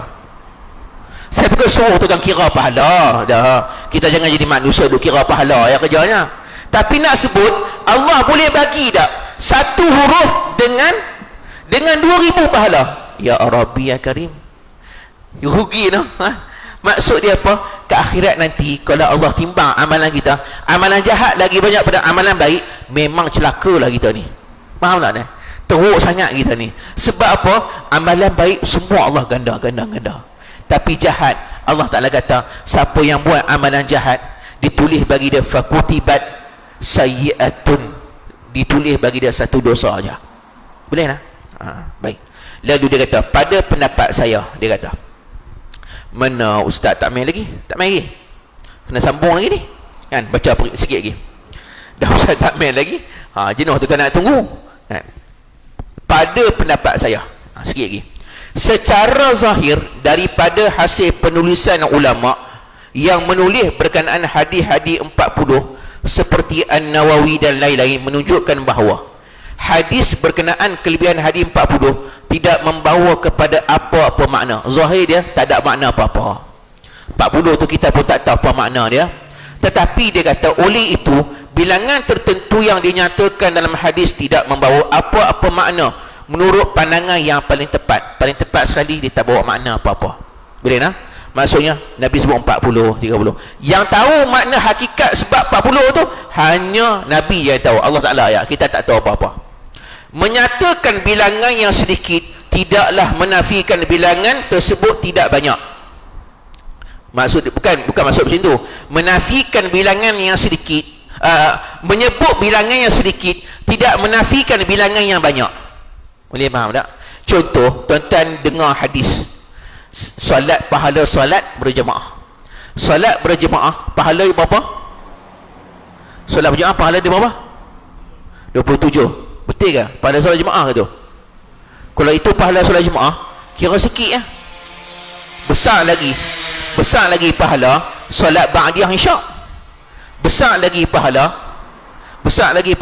tuan-tuan jawab azan. Betul tak? Takkan pahala 27 ya? Betul ke tuan-tuan ni? Ni mana? Pahala jemaah 27. Itu yang kami mengaji tu lah Ustaz. Pahala 27. Tak tahu pahala, aku ada pahala lain 27. Tak. Betul tak 27? Baik, dalam masalah ni 27 pahala apa semua ni, saya lebih cenderung kepada pendapat Imam As-Sayuti rahimahullah. Imam Jalaluddin As-Sayuti dikarang sebuah kitab risalah, nama kitab dia Bastul Kaf fi Itmamis Saf. Dia cerita tentang hukum menyempurnakan saf. Dalam tu dia sebut 27 tu bukan pahala jemaah. Bukan pahala jemaah. Sudah dah. Habis tu 27 pahala apa pula yang kita duk baca hadis tu? 27 itu adalah pahala barakatul jamaah. Sudah dah. Barakatul jamaah, keberkatan jemaah, keberkatan jamaah. Pahala jemaah siapa pun tak tahu berapa. Faham tak ni? Bukan pahala jemaah tu, dipanggil pahala barakatul jamaah. Boleh buka dalam kitab dia. Maksud barakatul jamaah ni apa? Dia ada pahala dia macam ni. Tuan-tuan kerja dapat gaji, kemudian dapat bonus. Kalau kita dapat gaji dengan bonus, selalu dapat gaji ke bonus? Selalulah dapat gaji ke bonus. Yang kerap dapat gaji ke bonus? Gaji. Bonus ni terpulang pada majikan, betul tak? Dia nak bagi sebulan gaji ke, separuh gaji ke, pulang ada lah, betul tak? Banyak mana nak bagi, betul ya? Itu dia bagi bonus. Jadi samalah dengan solat berjemaah. Solat berjemaah dia ada dua pahala. Satu dia panggil pahala jamaah, thawabul jamaah, pahala jamaah. Yang ni berapa? Wallahu alam, tak tahu, banyak tak terkira. Allah Ta'ala saja yang tahu.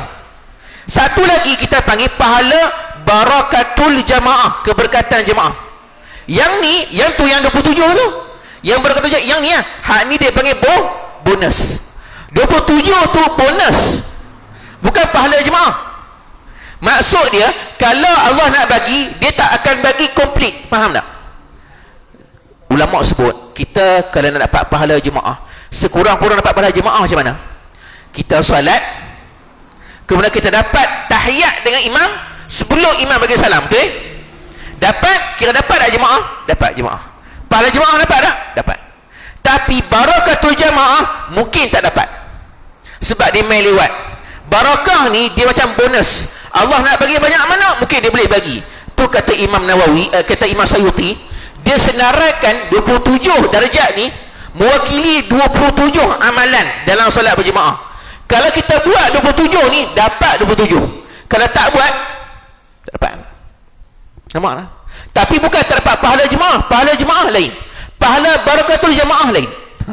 Nampak tak? Boleh tak? Ke tak faham? Ke pening? Pening ni tuan-tuan ni. Saya bagi misal contoh.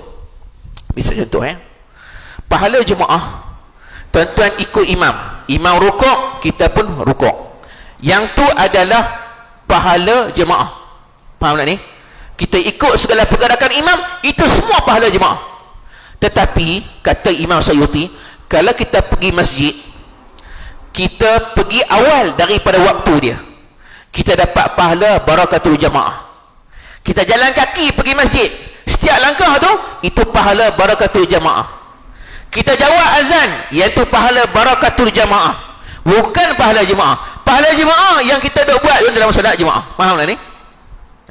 Pahala barakatul jemaah ni Allah bagi setakat mana yang kita buat.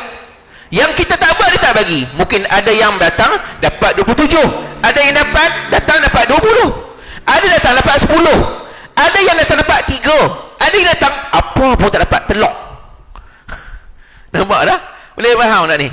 Macam tuan-tuan pergi solat Jumaat, kata Nabi, tuan-tuan datang awal sekali, saat yang ke-6 yang awal, dapat pahala seperti seekor unta. Main lagi, kemudian awal lewat sikit dah, seekor lembu. Main lagi seekor kambing. Main lagi seekor ayam. Main lagi telok. Tu imam naik atas mimbar, tutup buku, telok pun tak dapat. Apa pun tak ada. Faham tak? Tapi Jumaat sah tak? Jumaat sah. Pahala Jumaat dapat tak? Pahala Jumaat dapat. Cuma pahala keberkatan Jumaat main awal tu tak dapat. Faham tak ya? Kita faham lagi? Hak ni dia kena ubah sikit. Hari ni dia kena belajar satu ilmu. Rupa-rupanya 27 tu bukan sebenarnya pahala jemaah. Itu namanya pahala keberkatan jemaah. Barakatul jemaah tu keberkatan jemaah. Nampak? Pasal apa Ustaz kami hari ni baru tahu? Sebelum ni kami tahu 27 tu lah. Kalau 27 tu pahala jemaah, maklum, kira jemaah ni paling lekeh lah pahala. Betul tak? Sedekah pahala sampai 700 kali ganda, betul tak? Lekeh sangat jemaah ni, betul tak? Takkan kot. Boleh tak? Baik. Macam tuan-tuan ni macam terkedu semua, pasal apa? Senyap macam apa? Ngantuk ke apa ke? Kan? Kita tak faham. Saya pun tak faham. Tengok muka macam faham, tengok sekali lagi macam tak faham. Kan? Faham ke tidak, Allah A'lam. Baik nah? Baik. Jadi maksudnya macam tu. Dia kata sini, kerana bilangan yang sedikit itu termasuk dalam bilangan yang banyak. Contohnya, kalau kita hafal 30, termasuk dalam 40 juga. Tak ada masalah. Ada dalam riwayat tu yang kata solat pahala jemaah ni 27. Ada riwayat Nabi kata 25. Faham tak ni? Jadi ulama bincang 25 ke 27. Imam Asy'ari kata 27 pahala bagi solat yang jahar, 25 pahala bagi solat yang sir. Sebahagian ulama sebut macam tu. Maksudnya ada dua riwayat kan, Nabi kata salatul jamaah afdalu min salatil fardhi bi 27 darajah. Salat berjemaah lebih afdal daripada salat bersendirian sebanyak 27 kali ganda. Betul tak? Ada riwayat kata 25 bi 25 darajah. Jadi nak himpunkan dua-dua riwayat, ulama kata 25 pahala bagi salat berjemaah zuhur dan asar, 27 bagi salat subuh, maghrib dan isyak. Pasal apa 27 lebih pada solat jahar? Sebab solat jahar ni dia ada dengar ayat Quran, betul tak? Dia ada amin, siratal ladzina an'amta alaihim ghairil maghdubi alaihim waladdallin, amin. Solat yang sir ada tak amin? Tak ada kan? Amin sendiri-sendiri je kan? Betul tak? Jadi di situ ada kekurangan sikit dalam solat yang sir dan sebagainya lah. Baik nah? Itu tak apa, itu lain kali kita mengaji.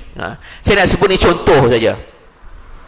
Baik, lalu dia kata dengan ini sekaligus menjawab apa yang dilakukan oleh Al-Imam An-Nawawi yang menyatakan di dalam Muqaddimah Al-Arba'in. Imam Nawawi kata apa dalam kitab Arba'in? Aku berpandangan untuk mengumpulkan 40 hadis. Mula-mula tu Imam Nawawi kata aku nak kumpulkan 40 hadis.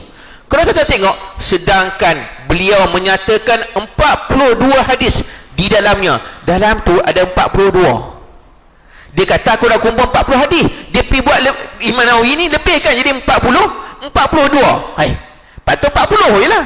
Tak ada masalah. Lebih tak apa, kurang pun tak apa. Sebab 40 tu tak bawa makna apa-apa, maksud apa-apa. Boleh je nak apa 30, takat mana larat lah.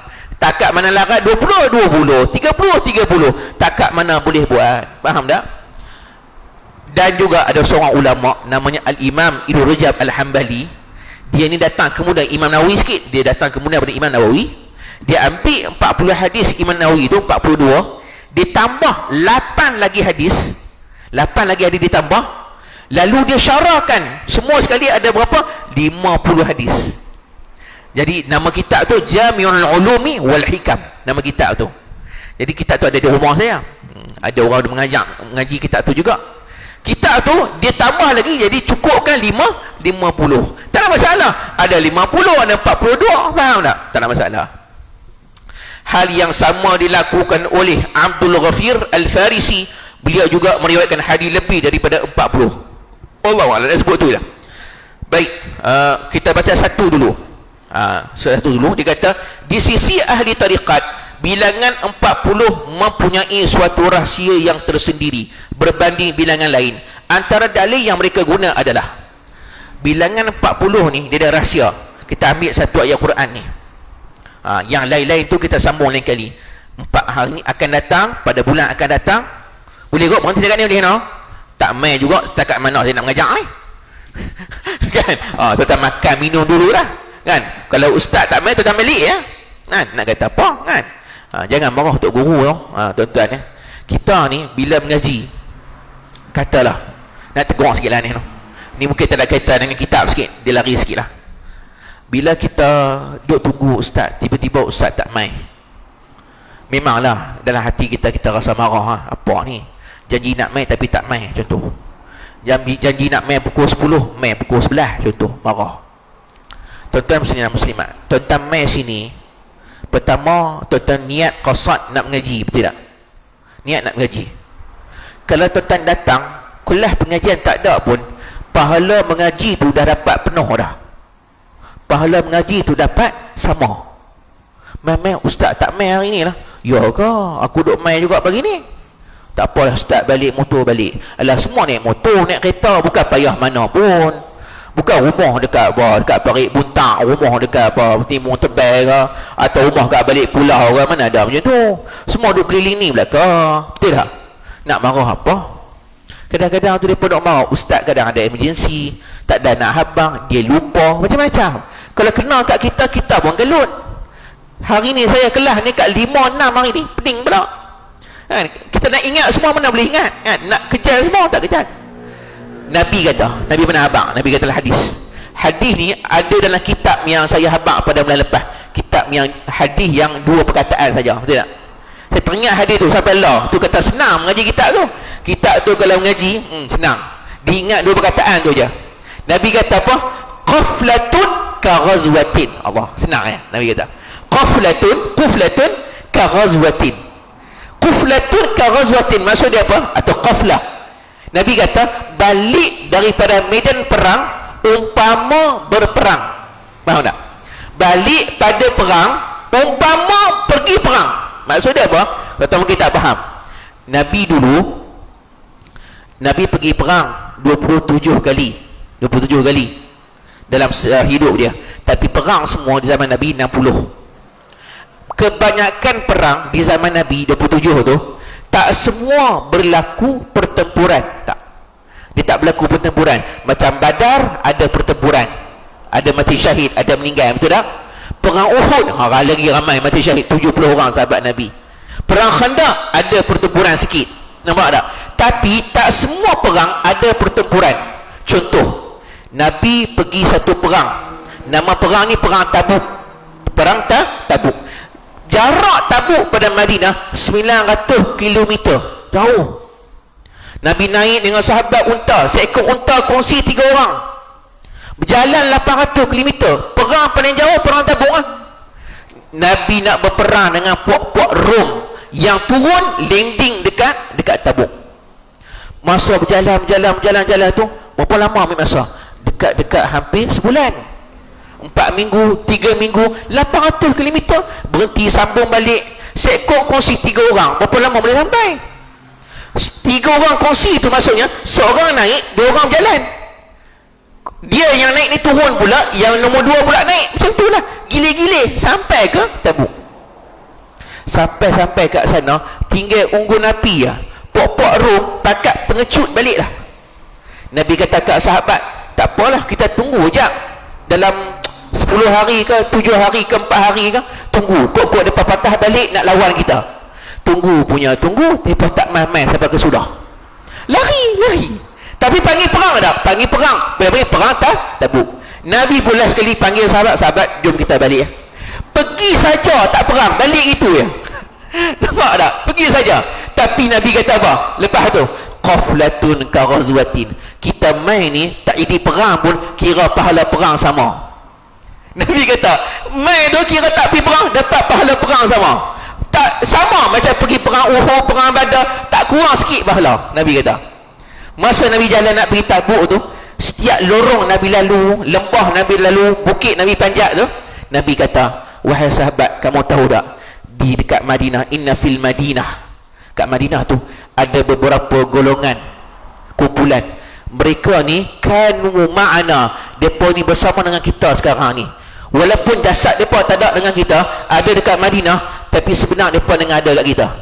Kita berjalan lembah ni, kita naik panjat bukit ni, kanu ma'ana, mereka dengan kita. Syarakuna fil ajri, mereka kongsi pahala dengan kita. Masya Allah, tak pergi dapat pahala. Yang ni main lagi dapat pahala. Yang tak main, contoh tak main ni maksudnya dia duduk biasa main. Bulan ni tak boleh main. Contoh anak balik rumah sakit, demam, apa semua kan, tak boleh main, demam duduk di rumah. Dia teringin nak main hari ni, pahala mengalir serupa, tak kurang sikit. Tiba-tiba kita nak marah, ustaz, apa ni lewat ni, janji kata nak main, tuan-tuan yang kurang pahala, duduk maki ustaz punya tu. Nampak tak? Duk maki tok guru yang tuan-tuan ke dah kurang pahala. Asal dapat pahala, maki tok guru, nah kurang pahala. Yang dengar duk komplain banyak. Kalau pagi ni saya seorang je mengajak, redha je. Bukan redha tengok muka mau seronok. Balik awal. Faham tak? InsyaAllah main. Tak tunggu ya, lagi dia main lah tu. Tapi nak sebut kat sini, tak payahlah, hari ni kita sambung lain kali lah. Sebab takut tak sempat. Tapi saya nak bagi pemukadimah hint saja. Akan datang kita nak tengok rahsia 40 ni dalam ayat Quran dan hadis-hadis Nabi. Dalam ni dia ada masukkan 1, 2, 3, 4 sampai muka surat 15. Ada 4 hadis. 4 hadis ni ataupun 4 benda ni yang disebut dalam kitab ni, yang mana semuanya ada kaitan dengan nombor 40. Kalau nanti akan datang bulan depan, saya akan tambah lagi 3 atau 4 lagi di sebalik nombor 40. Semuanya Nabi ikatkan dengan nombor 40. Tuan-tuan jangan petikan nombor pula lah dengan 40 ni. Tapi 40 ni dia ada sir, ada rahsia. Faham tak? Contoh, saya baca sikit cerita Nabi Musa. Wa wa'adna Musa 30 lailatan wa atmamnaha bi'ashrin fatamma miqatu rabbih 40 lailah. Ni cerita Nabi Musa nak tinggalkan kaum dia, nak pergi duduk dekat Bukit Turusina. Nak pergi ke sana. Jadi waktu tu Nabi Musa nak tinggal kaum dia kat Nabi Harun. Masa nak tinggal tu, maka kata dia, kami janjikan masa kat Nabi Musa. Maksudnya sebelum nak dapat Taurat tu, Allah Ta'ala bagi tempoh masa. Bagi apa? Bagi waktu masa, time. Dikatakan time masa tu mula-mula Allah janji berapa hari? 30. Kemudian Allah 30 ni dalam tafsir sebut 30 bulan Zulqaidah. 30 Zulqaidah. Lepas Zulqaidah bulan apa? Zulhijjah, betul tak? Zulqaidah, Zulhijjah, betul? Jadi 10 lagi tu pula bulan Zulhijjah. Jadi disebut fatamma miqatu rabbi, maka sempurna pertemuan dia dengan Allah Ta'ala. Sempurna berapa? 40 lailah, 40 hari. Allah Ta'ala kata nanti hang jumpa aku 30, kemudian Allah kena tambah lagi 40. Kenapa 40? Sebab 40 ni ada rahsia dia. Nampak tak? Allah tak nak bagi Nabi Musa terkejut. Kita macam ni nak bagi faham. Ramai antara kita suka buat perangai macam ni. Minta maaf ya, saya baru ni baca ni, cukup dekat ni, nak komen pada ayat ni saja. Nanti kita sambung pada nombor 2. Nombor 2, hadis yang kedua. Nombor 2, muka surat 13. Tuan-tuan, kenapa hikmah Allah Ta'ala janji kat Nabi Musa sebelum jumpa dia 40 hari? Sebab waktu nak jumpa Nabi Musa, bila Allah Ta'ala bercakap, wa kallamallahu Musa taklima, Nabi Musa bila dengar percakapan Allah, dia jatuh pengsan dekat Bukit Turusina. Pengsan, tak mampu, tak larat. Jangan kata nak tengok lagilah, tak boleh, lagilah teruk kan. Dengar apa? Taklim Allah, percakapan Allah Ta'ala tu pun dah pengsan, jatuh dekat situ Nabi Musa. Itu Allah Ta'ala dah janji dah sebelum tu 40 hari. Kalaulah hari tu juga Allah panggil, hari tu juga Allah cakap, tak tahu nak jadi macam mana. Tak tahu nak jadi macam mana, wallahualam, tak tahu. Itu dah jadi 40 hari. Maksudnya di sini kata para ulama, saya nak ambil manfaat sikit. Bila saya baca kitab Riyadhus Shalihin hari tu, Nabi ni dia tak suka kalau balik ke rumah, balik pada waktu malam dan mengejut. Balik mengejut waktu malam, faham tak? Ada perangai anak-anak kita buat perangai macam ni, hukumnya makruh.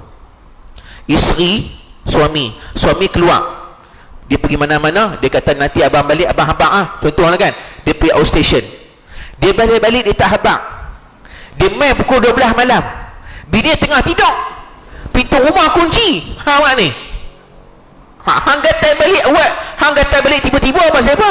Nabi kata la yatruqu turuqa, kalau nak balik ke rumah jangan balik mengejut. Tak boleh buat macam tu, tak ada adab. Cakap awal-awal, mak, saya ni kami nak balik hari ni, balik hari Sabtu ni mak. Okey, mak boleh standby, bilik kemas, sarung tilam tukar, betul tak? Dah nak buat kerja, dah masak, dah nak buat tanak nasi, betul tak? Balik-balik mak dia tak ada buat apa-apa, duduk seorang makan beli kat kedai. Anak tiba-tiba balik, mak, nasi tak ada lah, hamai pun mengejut. Habang lah awal-awal mak masak lah, faham tak ni? Apa jenis perangai suka buat surprise macam tu? Nabi tak bagi. Jangan kita la ya'ti ahlahu turuqa. Nabi kata, Nabi tak bagi, Nabi menegah. Siapa pun antara kita balik ke rumah dengan mengejut tiba-tiba, janji dulu, buat appointment dulu, faham tak ni?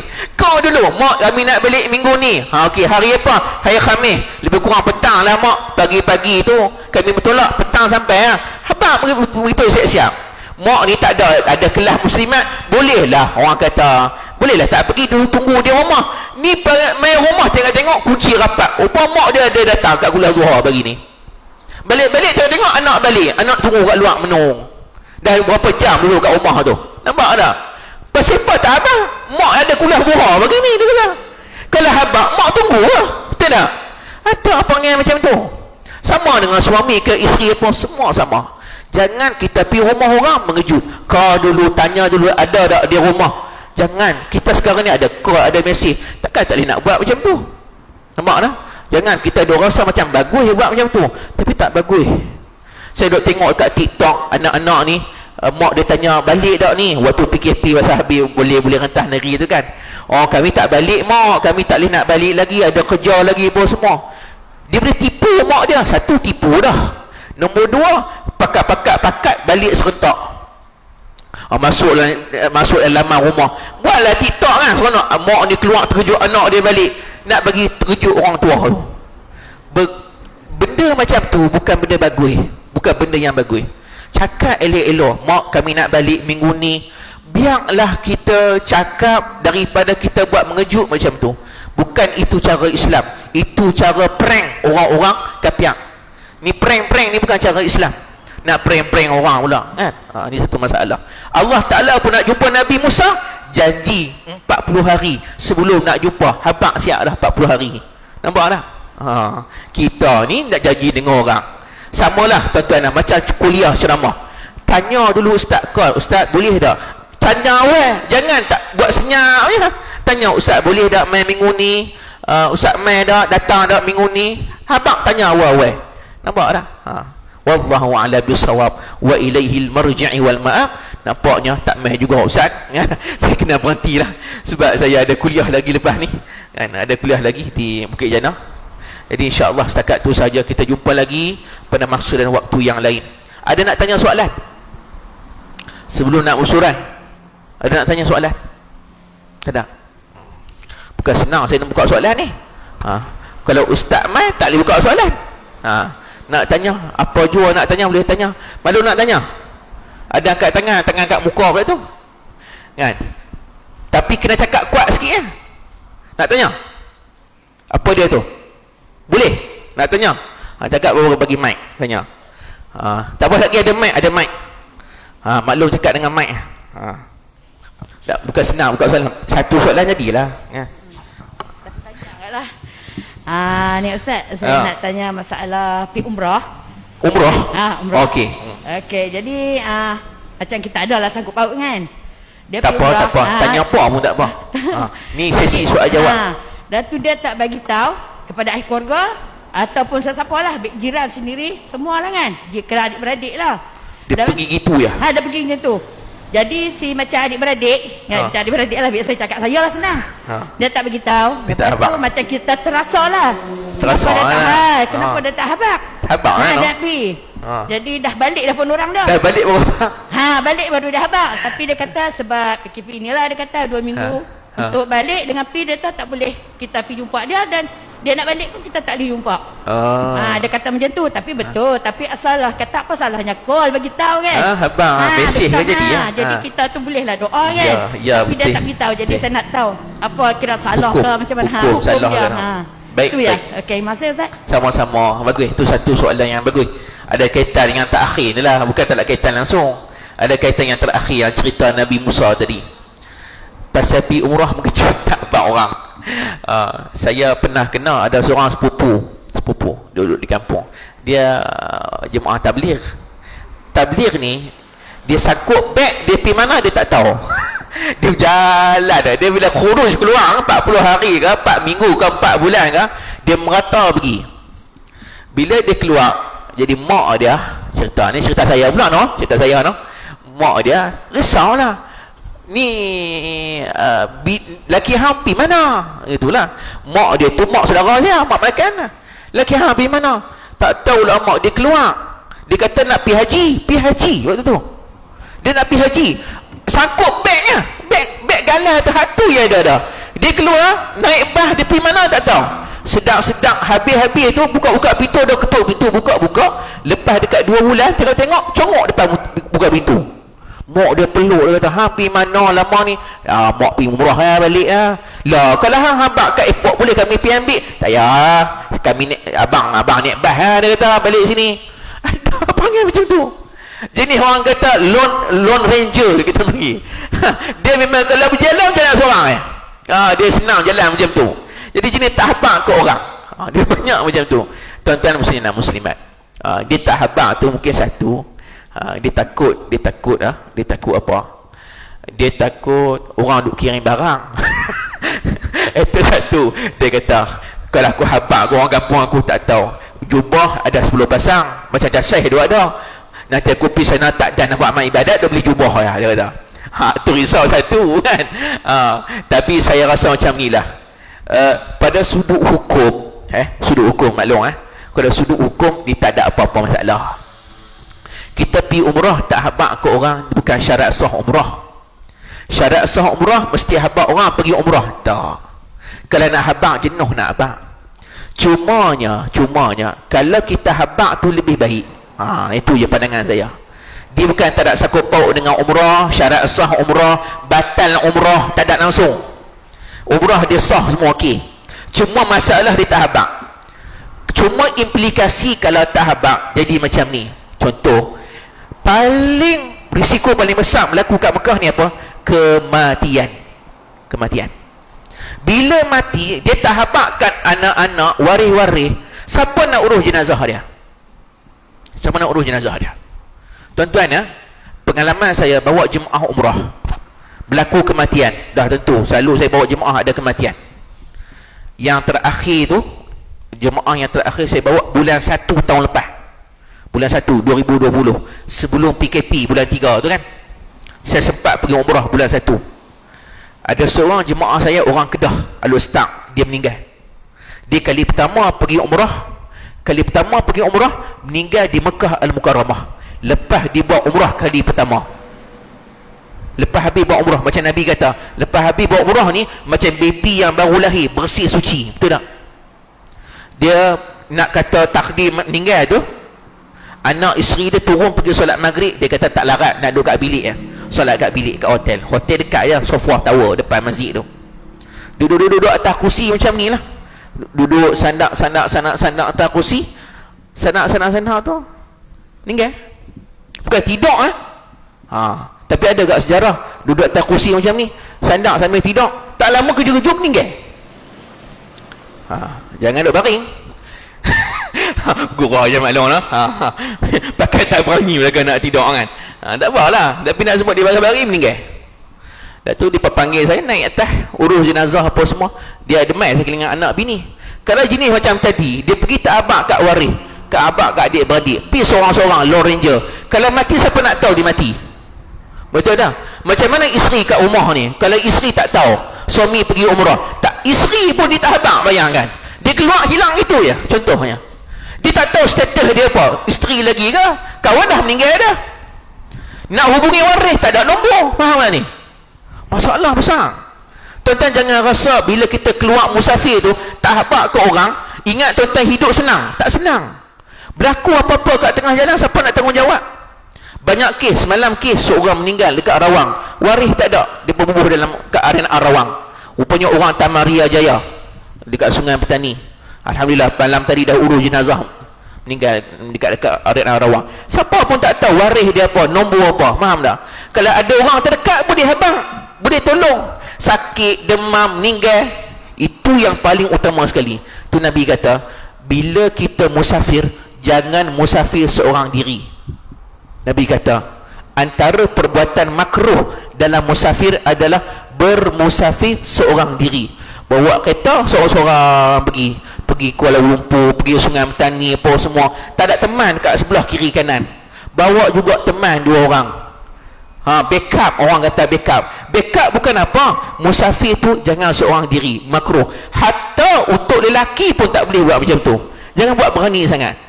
Ajak, panggil siapa-siapa ada, boleh teman saya tak, saya nak pergi kuliah kat sini, saya nak pergi kat sini. Jadi dia boleh ada teman, ada kawan pergi. Jangan musafir seorang diri. Hikmahnya, siapa nak bantu nanti bila musafir kalau susah, itu sahaja. Tapi pada sudut hukum tak ada masalah. Tapi kalau untuk orang perempuan, ni cerita orang perempuan, kalau di musafir seorang diri tanpa pengetahuan mak dia, ayah dia, yang penting ayah wali, kalau dia ada suami pun tak tahu, dia keluar gitu je, yang ni baru hukumnya haram. Hatta kalau dia pergi umrah tak habaq kat suami pun berdosa, walaupun umrah tu sah. Umrah sah kalau umrah tu wajib. Kalau umrah tu sunat, tak sah umrah tersebut dan tak dapat pahala. Kalau sah pun tak dapat pahala. Faham tak ni? Sebab kalaulah seorang isteri dia buat apa-apa tanpa izin suami, berdosa tanpa izin suami. Puasa sunat tanpa izin suami, tak sah puasa, haram, berdosa. Jangan main-main. Apa benda pun semua dengan izin suami. Ni akan datang saya di majlis fatwa akan mesyuarat bincang tentang tajuk dia adalah pasal ni, baru nak bincang, orang duk tanya kat majlis fatwa, iaitu suami tak bagi isteri cucuk vaksin. Kalau isteri pergi cucuk vaksin tanpa izin suami, berdosa tak isteri ni? Yang ni kena bincang majlis fatwa. Tak boleh habaq hari ni, tapi baru dibentangkan, minta pandangan dan buat kertas kerja. Akan datang, akan mesyuarat, tengok lambat sikit lah no. Kena tunggulah, standby lah, keluar nanti keputusan, tuan bacalah sendiri apa keputusan dia. Baik nah? Ataupun isteri tak mau cucuk vaksin, suami paksa, apa hukum isteri cucuk vaksin? Faham tak? Ni cerita macam-macam senario keadaan yang kita kena bagi hukum. Tapi secara umumnya isteri dia kena taat pada suami. Kalau dia nak keluar pergi mana-mana, habaq. Kalau dia musafir tanpa ada mahram, hukumnya berdosa. Tak boleh keluar gitu je, kena habaq. Sekurang-kurangnya mahram yang dia ada, ayah dia, suami dia, abang dia, kena habaq. Tak boleh keluar seorang-seorang kalau perempuan. Kalau lelaki boleh tahan lagi lah. Laki tak apa, sebab dia kalau dah balik 15 tahun ke atas, dia boleh tanggung diri dia sendiri. Boleh tagak tu malam no? InsyaAllah tagak tu saja. Wallahu a'lam. Bismillahirrahmanirrahim. Alhamdulillahirabbil alamin wa afdalus salawati wa atammu taslim ala sayyidina Muhammad wa ala alihi wa sahbihi ajma'in. Allahumma ja'al jam'ana hadha jam'an marhuma وتفرقنا من بعده تفرقا معصوما ولا تجعل فينا ولا معنا ولا من يتبعنا شقيا ولا مطرودا ولا محروما وصلى الله وسلم عليه والحمد لله رب العالمين.